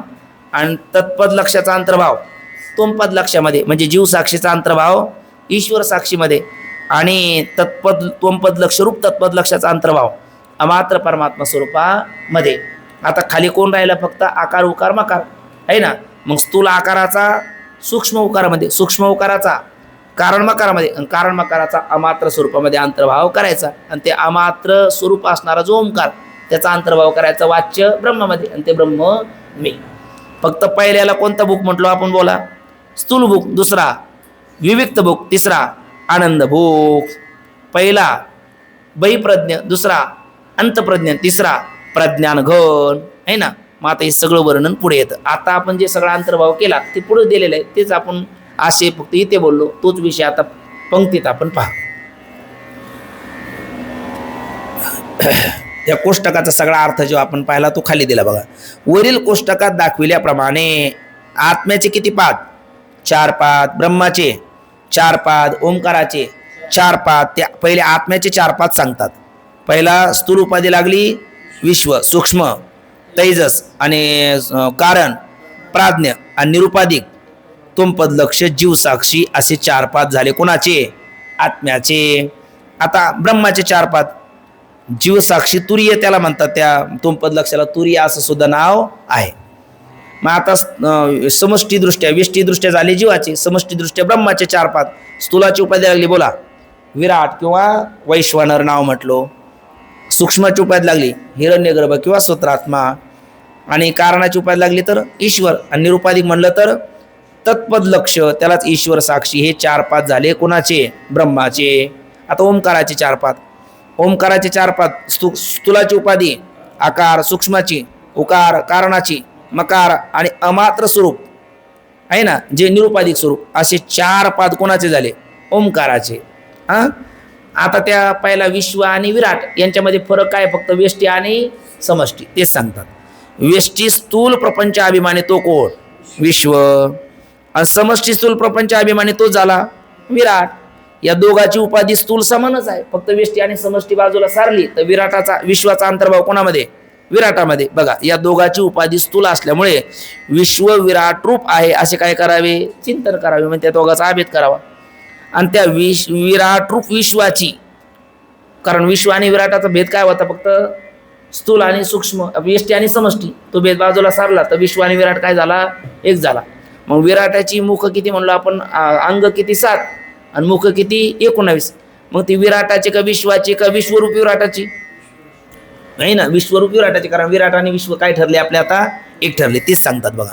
मग ती 7 अंगे कोणती? तर स्वर्गलोक हे त्याचं काय आहे? आपण जसं शरीर विराट रूप विश्व कारण करा विराट रूप परमात्मा आपल्या डोळ्यासमोर उभा आहे. आपण काय म्हणतो? सगळं जगत म्हणजे कोणाचं स्वरूप आहे? परमात्म्याचं. अवघे चित्र आहे लोक आनंदाचे. आता परमात्मा स्वरूप आहे. मग परमात्मा स्वरूप आहे तर आपल्याला हे मस्तक आहे, आपले हात आहे, पोट आहे, आपलं सगळे अवयव आहे. मग विराट रूप विश्वाचे अवयव कोणते? तर ते देतात. स्वर्गलोक वरचं आहे ते विराट रूप विश्वाचं काय आहे? शिर आहे म्हणजे मस्तक आहे. सूर्य हे त्याचे काय? सूर्य चंद्रमाना हे त्याचे काय? नेत्र. यदादित्य गतम ते जे सांगितलेलं गीतेमध्ये. मग सूर्यचंद्र हे त्याचे काय आहेत? नेत्र आहे. वायू हे त्याचा काय आहे? समष्टी वायू हा त्याचा प्राण आहे. आणि आकाश हे त्याचं सर्व काय? धड आहे. आणि समुद्र हे त्याचं काय आहे? जल किंवा मूत्रस्थान आहे. आणि पृथ्वी हे त्याचे काय आहेत? पाय आहे. आणि होमातला अग्नी आहे ना, पितरा आहे, पितरा करता स्वाहा, देवा करता पितरा मला देवा करता स्वाहा, पितरा करता स्वादा म्हणतो. आणि मग त्याला आहुती आपण देतो ईश्वर. म्हणून होमातला अग्नी त्याचं काय आहे? मुख आहे. होमातल्या अग्निरूपाने तो परमात्मा ते सेवन करतो. ही झाली त्याची 7 अंगे आहेत. आता वास्तविक ही अंगे कोणाची आहे? हो विराटाची आहे. आणि तुम्ही काय म्हणता? विराट रूप विश्वाची. कारण विश्वाचा अंतर्भाव कोणाशी केला? विराटाशी केला. वास्तविक ही अंगे विराटाची सांगितली आहे, परंतु त्या विश्वाचा विराटाशी चिंतनात अभेद केला आहे म्हणून ती विश्वाचे म्हणण्याला काही हरकत नाही. मग तसं पहिल्यामध्ये प्रथमत्व समान आहे, द्वितीयामध्ये द्वितीयत्व समान आहे. ते आता पुढे सांगतात. तशीच विराट रूप विश्वाची मस्तक किती? आपले 19 आपलं 7 अंग झालेत आणि त्याचे मुख किती? 19. तर ते आता सांगतात. 5 प्राण, 5 कर्मेंद्रिय, 5 ज्ञानेंद्रिय आणि अंतकरण चतुष्टय. 5 प्राण म्हणलं का प्राणापान व्यान उदान समान. 5 कर्मेंद्रिय झालं का वाघ इंद्रिय, हस्त इंद्रिय, पाद इंद्रिय, गुदशिष्ण.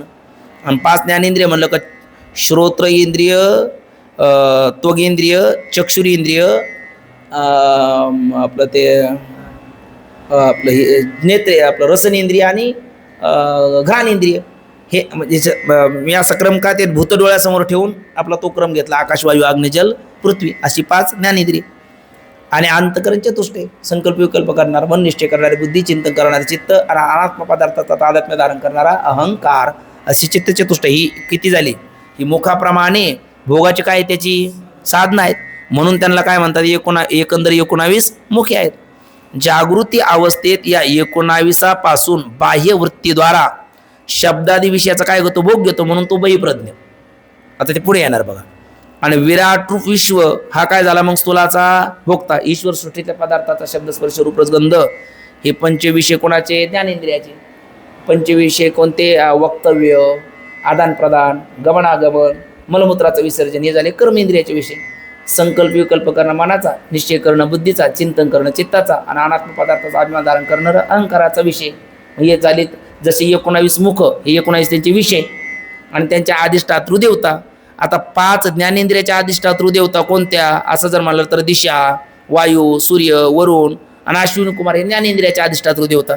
कर्मेंद्रियाच्या म्हणलं तर अग्नी इंद्र विष्णू यम प्रजापती आणि चित्त चतुष्टयाचं म्हणलं तर चंद्र बृहस्पती रुद्र आणि साक्षी किंवा क्षेत्रज्ञ हे त्याच्या अधिष्ठातृ देवता. आणि आपण आताच ठरलं विषयाला काय म्हणायचं इंद्रियाला काय म्हणायचं अध्यात्म विषयाला आदिभूत आणि इंद्रियाच्या अधिष्ठातृ देवताला आदिदैव. ते त्रिपुटी आता इथं सांगतात बघा. बघा वास्तू हा जागृत अवस्थेत 19पासून बाह्य वृत्तीद्वारा शब्दाधिकांचा म्हणजे शब्द आहे ज्याच्या आधी आणि पुढचे येणारे 13 आणि हा शब्द 14 असे 14 विषय 14 इंद्रिय 14 विषय आणि 14 अधिष्ठातृ देवता असे 14 त्रिपुटीद्वारा. मग 14 त्रिपुटी जागृतीत का स्वप्नात दोन्हीत पदे पण एकाची वृत्ती बाहेर जाते म्हणून त्याला स्थूल मुख म्हणायचं आणि ज्याची जात नाही त्याला सूक्ष्म मुख म्हणायचं. ते आता सांगतात बघा. जागृती अवस्थेत या 19पासून वृत्तीद्वारा शब्दाधिकाचा भोग घेतो कोण जीवात्मा. म्हणून विराट रूप विश्व स्थूलाचा भोगता आणि बाह्यवृत्तीवान म्हणजे जागृती अवस्थावान म्हणतात ठीक ना. आणि 19 मुखापैकी श्रोत्रादी 10 इंद्रिय आणि अंतकरण चतुष्टय ही 14 यांना भोगकाली आपापल्या विषयाची आणि त्याच्या अनुग्राहक देवतेची काय असते आवश्यकता असते. आता ते बघा विषय आणि देवता यांच्या साया वाचून काय होत नाही भोग होत नाही. अविंद्रिय आईन पुढे विषयच नसेल भोग होईल का. इंद्रिय आईन विषय आहे म्हणजे आपले डोळे चांगले आहे समोरचा सफरचंद ठेवलेला आहे पण अंधार आहे दिसत नाही मग भोग होईल का नाही. म्हणजे अधिष्ठातृ देवता सूर्याचा प्रकाशही लागतो म्हणजे त्रिपुटीशिवाय भोग होत नाही. इंद्रिय त्याला म्हणतात अध्यात्म विषय त्याला म्हणतात आदिभूत आणि अनुग्राहक देवता त्याला म्हणतात आधी दैव. इंद्रिय विषय आणि देवता याला म्हणतात अध्यात्म आदिभूत आदिदैव. ते आता खाली सांगतात. विषय आणि देवता यांच्या साया वाचून भोग होत नाही. इंद्रिय आलं का इंद्रिय विषय आणि देवता यांच्या भोगकाली त्रिपुटी असतात.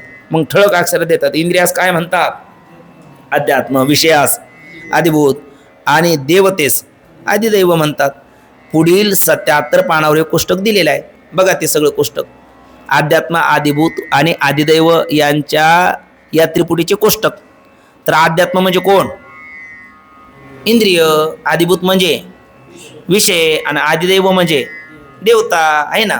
मग 14 अध्यात्म आहेत ते खाली लगेच सरळ म्हणजे पहिले ज्ञानेंद्रिय कोणती श्रोत्र त्वचा नेत्र रसना घ्राण कर्मेंद्रिय बोला ना वाणी हस्त पाद गुद उपस्थ चतुष्टय मन बुद्धी अहंकार आणि चित्त. ह्या 14ला काय म्हणणार ह्या 14 इंद्रियाला काय म्हणणार अध्यात्म बरोबर आहे. आणि मग त्यांचे विषय 14चे विषय श्रोत्राचा विषय शब्द त्वचेचा विषय रूप आपला स्पर्श छान नेत्राचा विषय रूप रसनेचा विषय रस घ्राणाचा विषय गंध ही झाली 5 ज्ञानेंद्रियाचे विषय 5 कर्मेंद्रिय. वाणीचा विषय वक्तव्य हाताचा विषय ग्रहण त्याग पायाचा विषय पादाचा विषय गमन गुदाचा विषय मलत्याग उपस्थाचा विषय रतिसुख किंवा मूत्र विसर्जन आहे ना. हे झाले 5 कर्मेंद्रियाचे विषय. आता चित्त चतुष्टय मनाचा विषय मनन बुद्धीचा विषय बोधव्य किंवा निश्चय अहंकाराचा विषय अहंकाराचा विषय अहंकार म्हणजे अहंकाराचा विषय कोण अनात्म पदार्थ ज्या ते 3 शरीर 5 कोशाला मी म्हणतो ना तो त्याचा विषय. पण अहंकाराचा विषय कोण अहंकार आपला अहंकाराचा विषय अहंकाराचा विषय काय अहंकार आणि अहंकार म्हणजे काय अहंकार आणि त्याचा विषय काय अहंकाराचा विषय, म्हणजे ज्या पदार्थात तो अहंकार धरेल तो त्याचा विषय असं. आणि चित्ताचा विषय चिंतन, या विषयाला काय म्हणतात मग? हां बरोबर आहे ना, आधिभूत. आणि मग आता इंद्रिय म्हणजे अध्यात्म झाले, विषय म्हणजे आधिभूत झाले. आता त्याच्या अधिष्ठातृ देवता. आता एकदा बोला, श्रोत्राचा विषय, श्रोत्र इंद्रियाला काय म्हणतात? अध्यात्म. त्याचा विषय शब्द आधिभूत, आणि त्याचा अधिष्ठातृ देवता आदिदैव कोण? दिशा अभिमानी देवता. तो इंद्रियाचा विषय स्पर्श, त्याचा आदिदैव वायू देवता. नेत्रेंद्रियाचा विषय रूप, त्याचा आदिदैव सूर्य. रसनेचा विषय रस आणि त्याचा आदिदैव वरुण. घराणाचा विषय गंध, त्याचा आदिदैव अश्विनी कुमार. आता अश्विनी कुमार काय म्हणतात आदिदैव? तर सूर्याचे जे अश्व आहे ना, त्या सूर्याच्या अश्वाच्या घ्राणापासून त्यांचा जन्म आहे अश्विनी कुमाराचा, म्हणून त्याला अश्विनी कुमार म्हणतात. म्हणजे सूर्याचे जे अश्व आहे त्यांचे अश्व म्हणजे घोडा, त्यांचा असणार घ्राण, त्याच्यापासून त्यांचा जन्म, म्हणून त्यांना अश्विनी कुमार असं म्हणतात. किंवा पृथ्वी देवता ही सुद्धा त्याचे, कारण पृथ्वीचा गुणगंध आहे ना, आणि गंध पृथ्वीच्या सत्वगुणापासूनच घ्राण इंद्रिय जन्माला आलं, म्हणून त्याच्या अधिष्ठातृ देवता पृथ्वी म्हणतात किंवा अश्विनी कुमारही म्हणतात पर्यायाने. वाणी तिचा विषय वक्तव्य, त्याची देवता आदिदेव कोण? अग्निदेवता. हस्ताचे ग्रहण त्याग विषय असेल तर त्याचा आदिदेवता इंद्र. पायाचा विषय गमन आणि त्याच्या आदिदेवता विष्णू. बुधाचा विषय मला त्याग, त्याच्या आदिदेवता यम. उपासनाचा विषय रतिसूक्त, त्याच्या आदिदेवता प्रजापती. मनाचा विषय आदिदैव मनन, आदिभूत मनन आणि आदिदैव चंद्र. कारण बघा, मनावरती चंद्राची कृपा असली ना तर मनुष्याला मनन चांगलं करता येतं, आणि चंद्राची कृपा नसेल तर मनन व्यवस्थित करता येत नाही. म्हणजे प्रत्येक इंद्रियाला त्या त्या अधिष्ठातृ देवतेची सुद्धा आवश्यकता आहे, आणि विषयाची तर आहेच आहे. बुद्धीचा विषय बोद्धव्य म्हणजे निश्चय करणं, तर कोणाची कृपा लागते? बृहस्पतीचा म्हणजे गुरुची. अहंकाराचा विषय अनात्म पदार्थ, म्हणजे ते जागृती अवस्थेमध्ये स्थूल द्याला आम्ही म्हणतो, स्वप्नामध्ये सूक्ष्म द्याला, सुषुप्तीमध्ये कारण द्याला. जागृती अवस्थेमध्ये स्थूल द्याला म्हणजे अन्नमय कोशाला, सूक्ष्म द्याला म्हणजे मनोमय प्राणमय विज्ञानमय कोशाला, कारण द्याला म्हणजे आनंदमय कोशाला. मी म्हणणं हेच त्या अहंकाराचे काय झाले मग विषय. आणि त्याचे अधिष्ठातृ देवता बोला आदिदैव रुद्र. चित्ताचा विषय चिंतन, त्याचे अधिष्ठातृ देवता साक्षी चैतन्य किंवा क्षेत्रज्ञ असं म्हणतात. म्हणजे हे 14 इंद्रिय काय झालेत? अध्यात्म. 14 विषय आदिभूत आणि 14 अधिष्ठातृ देवता आदिदैव. म्हणून इंद्रियाला म्हणतात अध्यात्म, विषयाला म्हणतात आदिभूत, आणि अधिष्ठातृ देवतेला म्हणतात आदिदैव. ते ठळक अक्षरात दिलं. इंद्रियास अध्यात्म म्हणतात, विषयास आदिभूत म्हणतात, आणि त्याच्या देवतेस आदिदैव म्हणतात. जसा विश्वाचा कोणाचा अभेद केला होता आपण?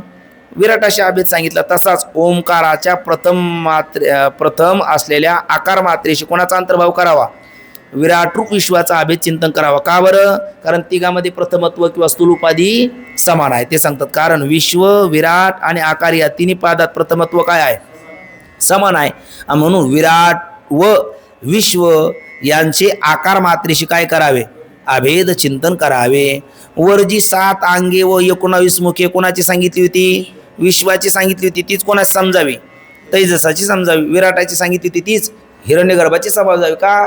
दोघांमध्ये फक्त फरक काय? एक स्थूल आहे आणि एक सूक्ष्म आहे. एकाची वृत्ती बाहेर जाते आणि एकाची जात नाही, एवढाच काय तो फरक आहे. पण जी स्थूला विश्वाची आहे तीच विराटाची आहे. जी विश्वाची आहे ती तैजसाची आहे किंवा हे विष्टी दृष्टीने. आणि समष्टी दृष्टीने म्हटलं तर जी विराटाची आहे तीच हिरण्यगर्भाची आहे. आणि विराटाशी अंतर्भाव कोणाचा? विश्व कोणाचा अंतर्भूत केला? विराटात. आणि तैजस कोणाचा अंतर्भाव केला? हिरण्यगर्भात. म्हणून ती काही भिन्न नाहीत. फरक इतकाच की विश्वाची ईश्वर रचित आहेत आणि तैजसाची मनोमय आहे. तैजसाचा भोग म्हणून कसा आहे? मनोमय आहे म्हणून सूक्ष्म आहे, आणि विराटाचा ईश्वर सृष्टीतला भोग आहे म्हणून तो स्थूल आहे. मग असं म्हणलं की लगेच शिष्य म्हणू लागला, अहो महाराज, सुखदुःखाच्या ज्ञानाचे नाव काय? भोग आहे. सुखदुःख अन्यत्र साक्षात्कार भोग हा. आणि मग ज्ञानात स्थूलता सूक्ष्मता नाही. मग अशा असतात तैजसाचा भोग काय म्हटला तुम्ही? सूक्ष्म. आणि विश्वाचा स्थूल भोग. असे कसे बरे म्हणता येईल? गुरुदेव म्हणतात, अरे वेड्या, बाह्य शब्दादी स्थूल विषयाचा संबंधाने सुखदुःखाचा साक्षात्कार म्हणजेच ज्ञान होते. म्हणून त्या स्थूल भोग म्हणतात. कोणाला? विराट रूप विश्वाला. तो बाह्य विषयाचा भोग घेतो ना, अंतःकरणवृत्ती बाहेर जाते, म्हणून त्याला स्थूल भोग म्हणतात. आणि मानसिक जे सूक्ष्म शब्दाधिक त्यांच्यापासून जो साक्षात्कार म्हणजेच भोग होतो तो सूक्ष्म भोग म्हटला आहे. या रीतीने विश्व कोणाचा भोगता बोला मग? स्थूलाचा भोगता. आणि तेजस सूक्ष्माचा भोगता. एकाची वृत्ती बाहेर जाते तो कोण? विश्व, म्हणून तो स्थूलाचा भोगता. ज्याची जात नाही तो तेजस, तो सूक्ष्माचा भोगता. असे श्रुतीत सांगून तेजस विश्वाला काय म्हणणार? बहिप्रज्ञ. त्याची वृत्ती बाहेर जाते म्हणून बहिप्रज्ञ. प्रज्ञ म्हणजे जाणणं, बही म्हणजे बाहेर. वृत्ती बाहेर जाते अंतकरण वृत्ती म्हणून तो झाला बहिप्रज्ञ. तेजसी जात नाही म्हणून तो अंतप्रज्ञ सांगितला आहे. आणि विश्वास बघा तेच सांगतात, विश्वाची अंतकरण वृत्तीरूप प्रज्ञा ही बाहेर जाते व तेजसाची जात नाही म्हणून विश्वास बहिप्रज्ञ म्हणतात, तेजसास अंतप्रज्ञ म्हणतात. जसा विश्वाचा आणि विराटाचा अभेद सांगितला तसा तेजसाचा आणि कोणाचा अभेद करायचा? हिरण्यगर्भाचा अभेद आहे असे चिंतन कर. कारण दोघाची तेजसाची आणि हिरण्यगर्भाची द्वितीय पाद आणि सूक्ष्म उपाधी काय आहे? समान आहे. कारण दोघाचा उपाधी सूक्ष्म काय आहे? समान आहे. कोणाचा? मी सांगतो उपाधी, तुम्ही सांगा कोणाची समान आहे? स्थूल उपाधी कोणत्या दोघांची समान आहे? विश्व आणि विराटाची. सूक्ष्म उपाधी म्हणलं तर तेजस आणि हिरण्यगर्भाची. आणि कारण उपाधी म्हणलं तर प्राज्ञा आणि ईश्वराची. आणि निरुपाधिक म्हणलं तर तोमपद लक्ष आणि तत्पद लक्ष. तेच एकत्र फक्त देतात. हे सरळ सरळ वाचून घेऊ. तेजस आणि हिरण्यगर्भाची एकता चिंतन करून ओंकाराची द्वितीय मात्रा जी कोणती? उकार, तिच्याशी त्यांचा काय करावा? अभेद चिंतन करावं. कारण तेजस, हिरण्यगर्भ आणि उकार यांच्यामध्ये काय समान आहे? द्वितीयत्व म्हणजे सूक्ष्म उपाधी आणि द्वितीय पाद त्यांच्यामध्ये सगळ्यामध्ये समान आहे. तसेच प्राज्ञ आणि ईश्वर या दोघाची कारण उपाधी आहे म्हणून त्या दोघांचे ऐक्य चिंतन करावे व्यष्टी समष्टी भेद बाजूला सारून. आणि प्राज्ञ, ईश्वर आणि ओंकाराची तिसरी कोणती मात्रा? मकार मात्रा. यांच्यामध्ये तृतीयत्व आणि कारण उपाधी काय समान आहे म्हणून तिघाची एकता चिंतन कर. जागृतीत आणि स्वप्नात जितके ज्ञान होते ते सर्व सुषुप्तीमध्ये अविद्यरूप असते. कारण गुणा कार्यानं वर्तते. आडात नसेल तर पोऱ्यात कुठून दिसेल? मग आड इथे कोण आहे? सुषुप्ती अवस्था. आणि पोरा कोणती आहे? जागृती आणि स्वप्नावस्था. मग जागृती आणि स्वप्नामध्ये जे ज्ञान होतं ते कुठे मुळात असतं? सुषुप्तीत असतं. म्हणून त्या सुषुप्तीचं जे ज्ञान आहे त्याला प्रज्ञान घन. पहिल्याला काय म्हटले? बहिप्रज्ञ. दुसऱ्याला म्हटले अंतप्रज्ञ. मग तिसऱ्याला नाव देतात प्रज्ञान घन. म्हणजे विश्व कोणता प्रज्ञ? दत्त महाराज. विश्व कोणता प्रज्ञ? बहिप्रज्ञ. तेजस अंतप्रज्ञ आणि प्राज्ञ प्रज्ञान घन ते सांगतात. म्हणून प्रज्ञान घन म्हणतात. तसेच सुषुप्तीत अविद्येने आवृत्त जो आनंद त्याचा प्राज्ञ काय करतो? उपभोग घेतो. जसं जागृतीमध्ये किती त्रिपुट्या लागल्या आपल्याला? 14. बहिप्रज्ञाला. अंतप्रज्ञाला सुद्धा सूक्ष्म 14 आणि प्रज्ञान घनाला एकच त्रिपुटी आहे. ती कोणती ते सांगतात बघा. तसेच सुषुप्ती बघा प्रज्ञान घनच्या पुढचं बघा. तसेच सुषुप्तीत अविद्येने आवृत्त जो आनंद त्याचा प्राज्ञ काय करतो? उपभोग घेतो. म्हणतो ना तो सुखमाम स्वप्सम नवेकिंचित आहे अविदिशम. त्याचा उपभोग घेतो म्हणून त्यास काय म्हणतात? आनंद भूक असे म्हणतात. पहिला कोणता होता? स्थूल भूक. दुसरा सूक्ष्म भूक. आणि तिसरा आहे आनंद भूक. पहिला बहिप्रज्ञ, दुसरा अंत्यप्रज्ञ, तिसरा प्रज्ञानघन. प्रज्ञानघन तो प्राज्ञ, तो आहे आनंद भूक. अंतप्रज्ञ तो तेजस, तो आहे विविक्त भूक. आणि बहिप्रज्ञ तो विश्व, तो आहे स्थूल भूक. ठीक ना? पहिला स्थूल भूक, दुसरा सूक्ष्म भूक, तिसरा आनंद भूक. पहिला बहिप्रज्ञ, दुसरा अंतप्रज्ञ, तिसरा प्रज्ञानघन. पहिल्याची अंतकरण वृत्ती, दुसऱ्याची अविद्यावृत्ती आणि तिसऱ्याची अज्ञान प्रतिबिंबसहित अविद्यावृत्ती. मग पहिल्याला जसं अध्यात्म आदिभूत आदिदैव लागलं, दुसऱ्याला सुद्धा अध्यात्म आदिभूत आदिदैव आहे, तर तिसऱ्याला सुद्धा अध्यात्म आदिभूत आदिदैव आहे. पहिल्याचे स्थूल आहे, दुसऱ्याचे सूक्ष्म आहे आणि तिसऱ्याचे कारणरूप आहे. ते सांगतात आता त्याचा प्राज्ञ उपभोग घेतो म्हणून त्यास आनंदभूक असेही म्हणतात.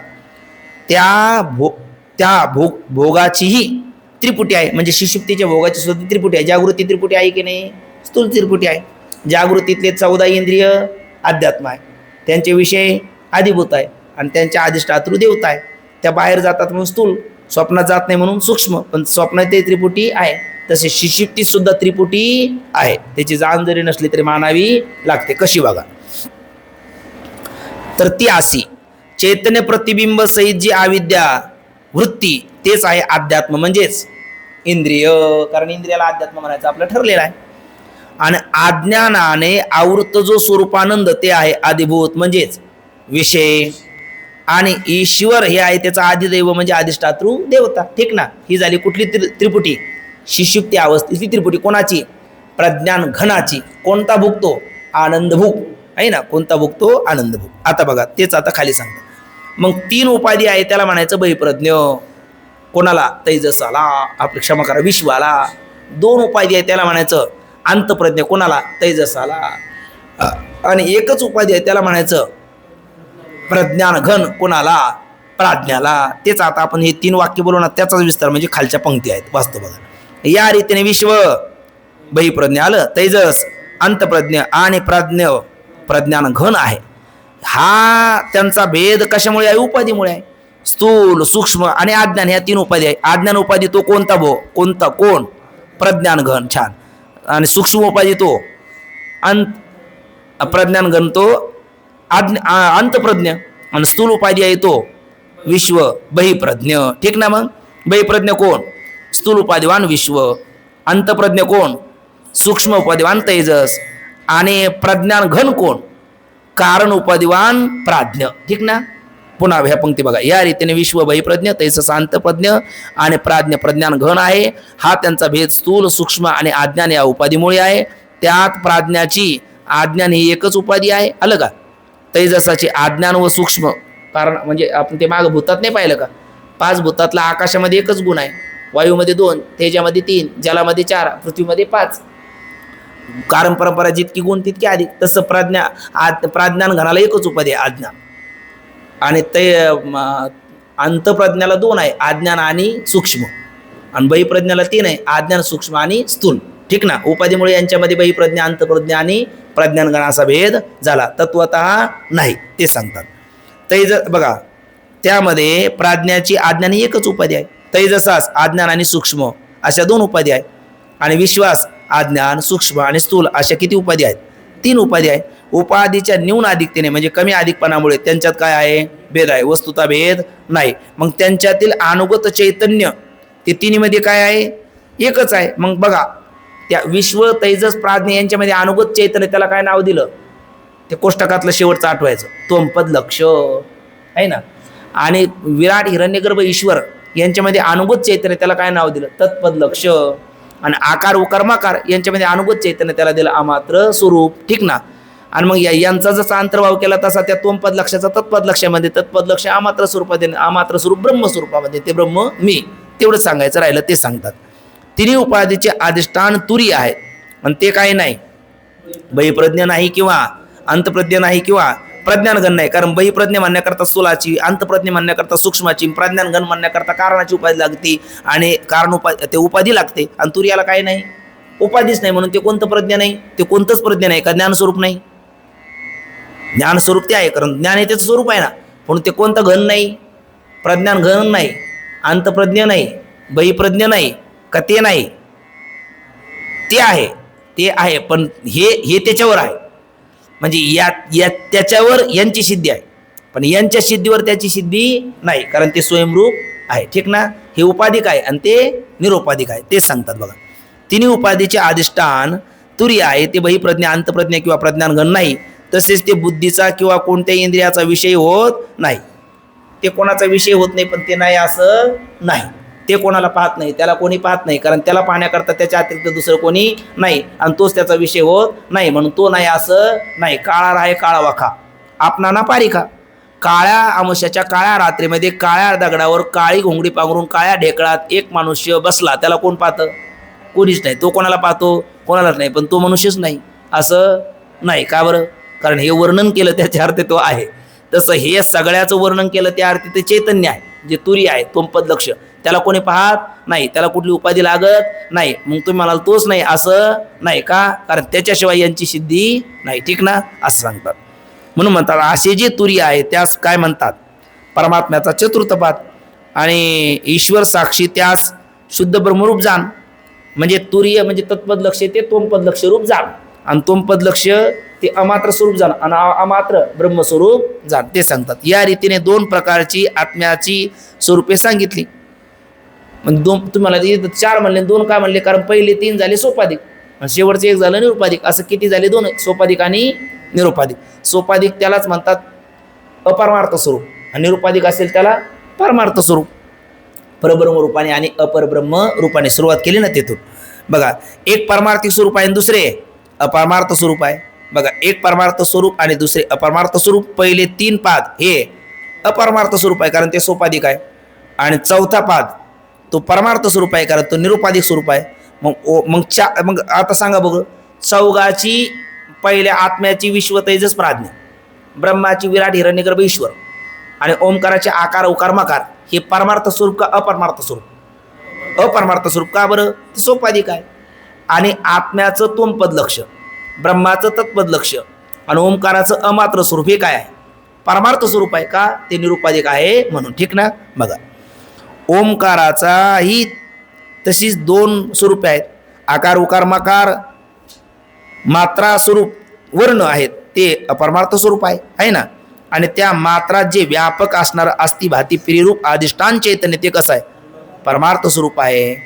त्यासच श्रुतीत अमात्र म्हणतात कारण त्या परमार्थ स्वरूपाच्या ठिकाणी मात्रा विभाग नाही. या रीतीने ओंकारासी अभेद चिंतन झाले.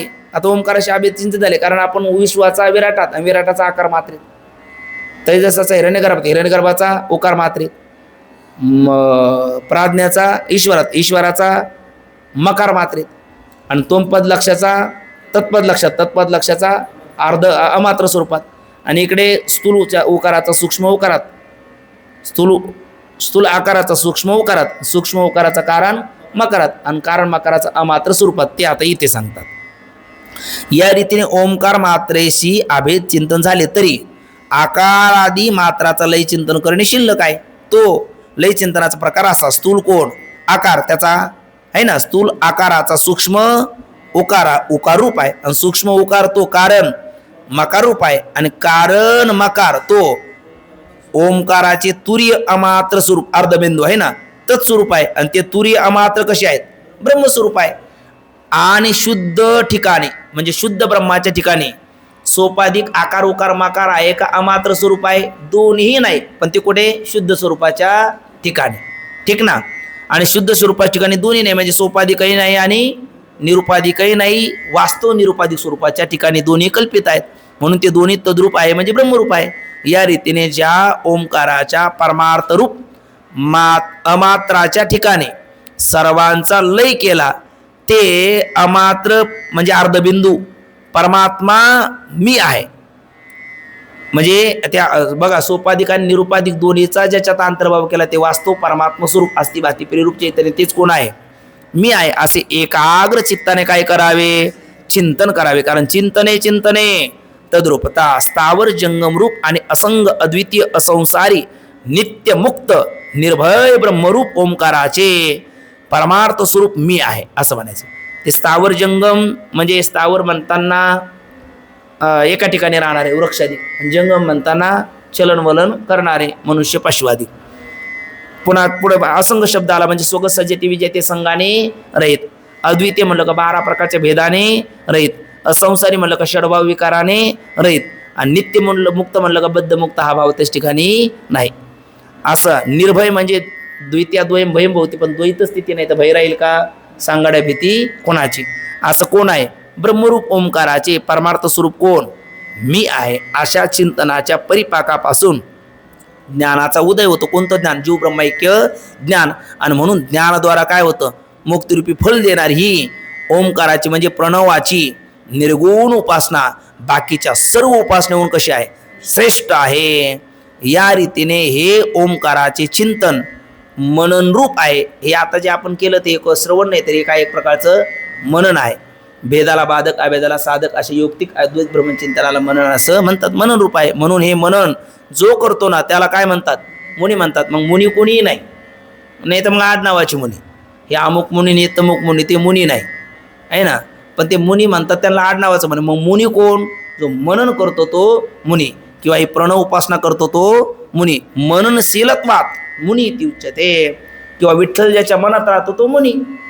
म्हणून विठ्ठल विस्तारेला जनी सप्तही पाताळे भरुनी. विठ्ठल व्यापक त्रिभुवने आणि विठ्ठल मुनी मानसी. म्हणून माया त्रिभुवनात आहे का परमात्मा त्रिभुवनात आहे? दोन्ही त्रिभुवनात आहे. म्हणून परमात्म्याला म्हणतात महत ब्रह्म, मायेला म्हणतात महत ब्रह्म, परमात्म्याला म्हणतात बृहन्नाथ ब्रह्म.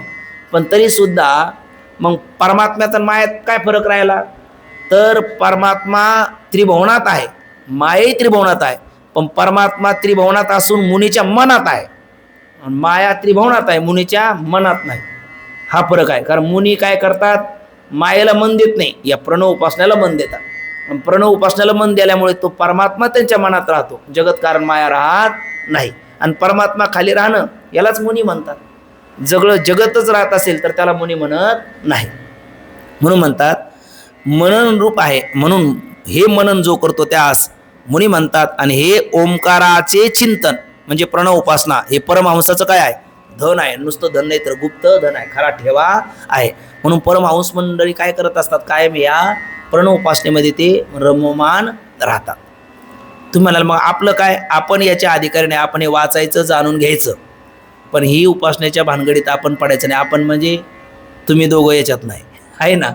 कारण जो ग्रस्ती आहे तो याचा अधिकारी नाही. पण याचा अर्थ तो करूच शकत नाही असाही चकार लावता येणार नाही. पण प्राय हा त्याला ते कष्ट साध्य आहे, सहज साध्य नाही. पण जो सर्व संघाचा त्याग केलेला महात्मा आहे तो मात्र याचा अधिकारी आहे. म्हणून शेवटचं वाक्य वापरतात, श्री धनपुत्र आदी संगरहित परमहंस आहे ना. त्या हंसामध्ये काही प्रकार आहेत, कुटीचक, बहुदक असे काही प्रकार आहेत. हंस, परमहंस आहे ना, हे त्याच्यामध्ये काही आहेत. त्याचा विचार उद्या थोडासा सांगतो. पण श्रीधनपुत्र आदी संगरहित परमहंस याचा म्हणजे कोणाचा? प्रणव उपासनेचा काय आहे? अधिकारी आहे. ग्रस्त आदी बहिर्मुख आहे ना, ग्रस्त सुद्धा एखादा जर अत्यंत अंतर्मुख असेल तर तो याचा अधिकारी आहे, पण बहिर्मुख असेल तर तो याचा अधिकारी नाही असं म्हटलेलं आहे. आता प्रणव उपासनेचे फल आणि ब्रह्मलोकगमनाचा मार्ग एवढाच काय तो आपला शिल्लक राहिला. त्याचा विचार आपण उद्याच्या चिंतनामध्ये करूया.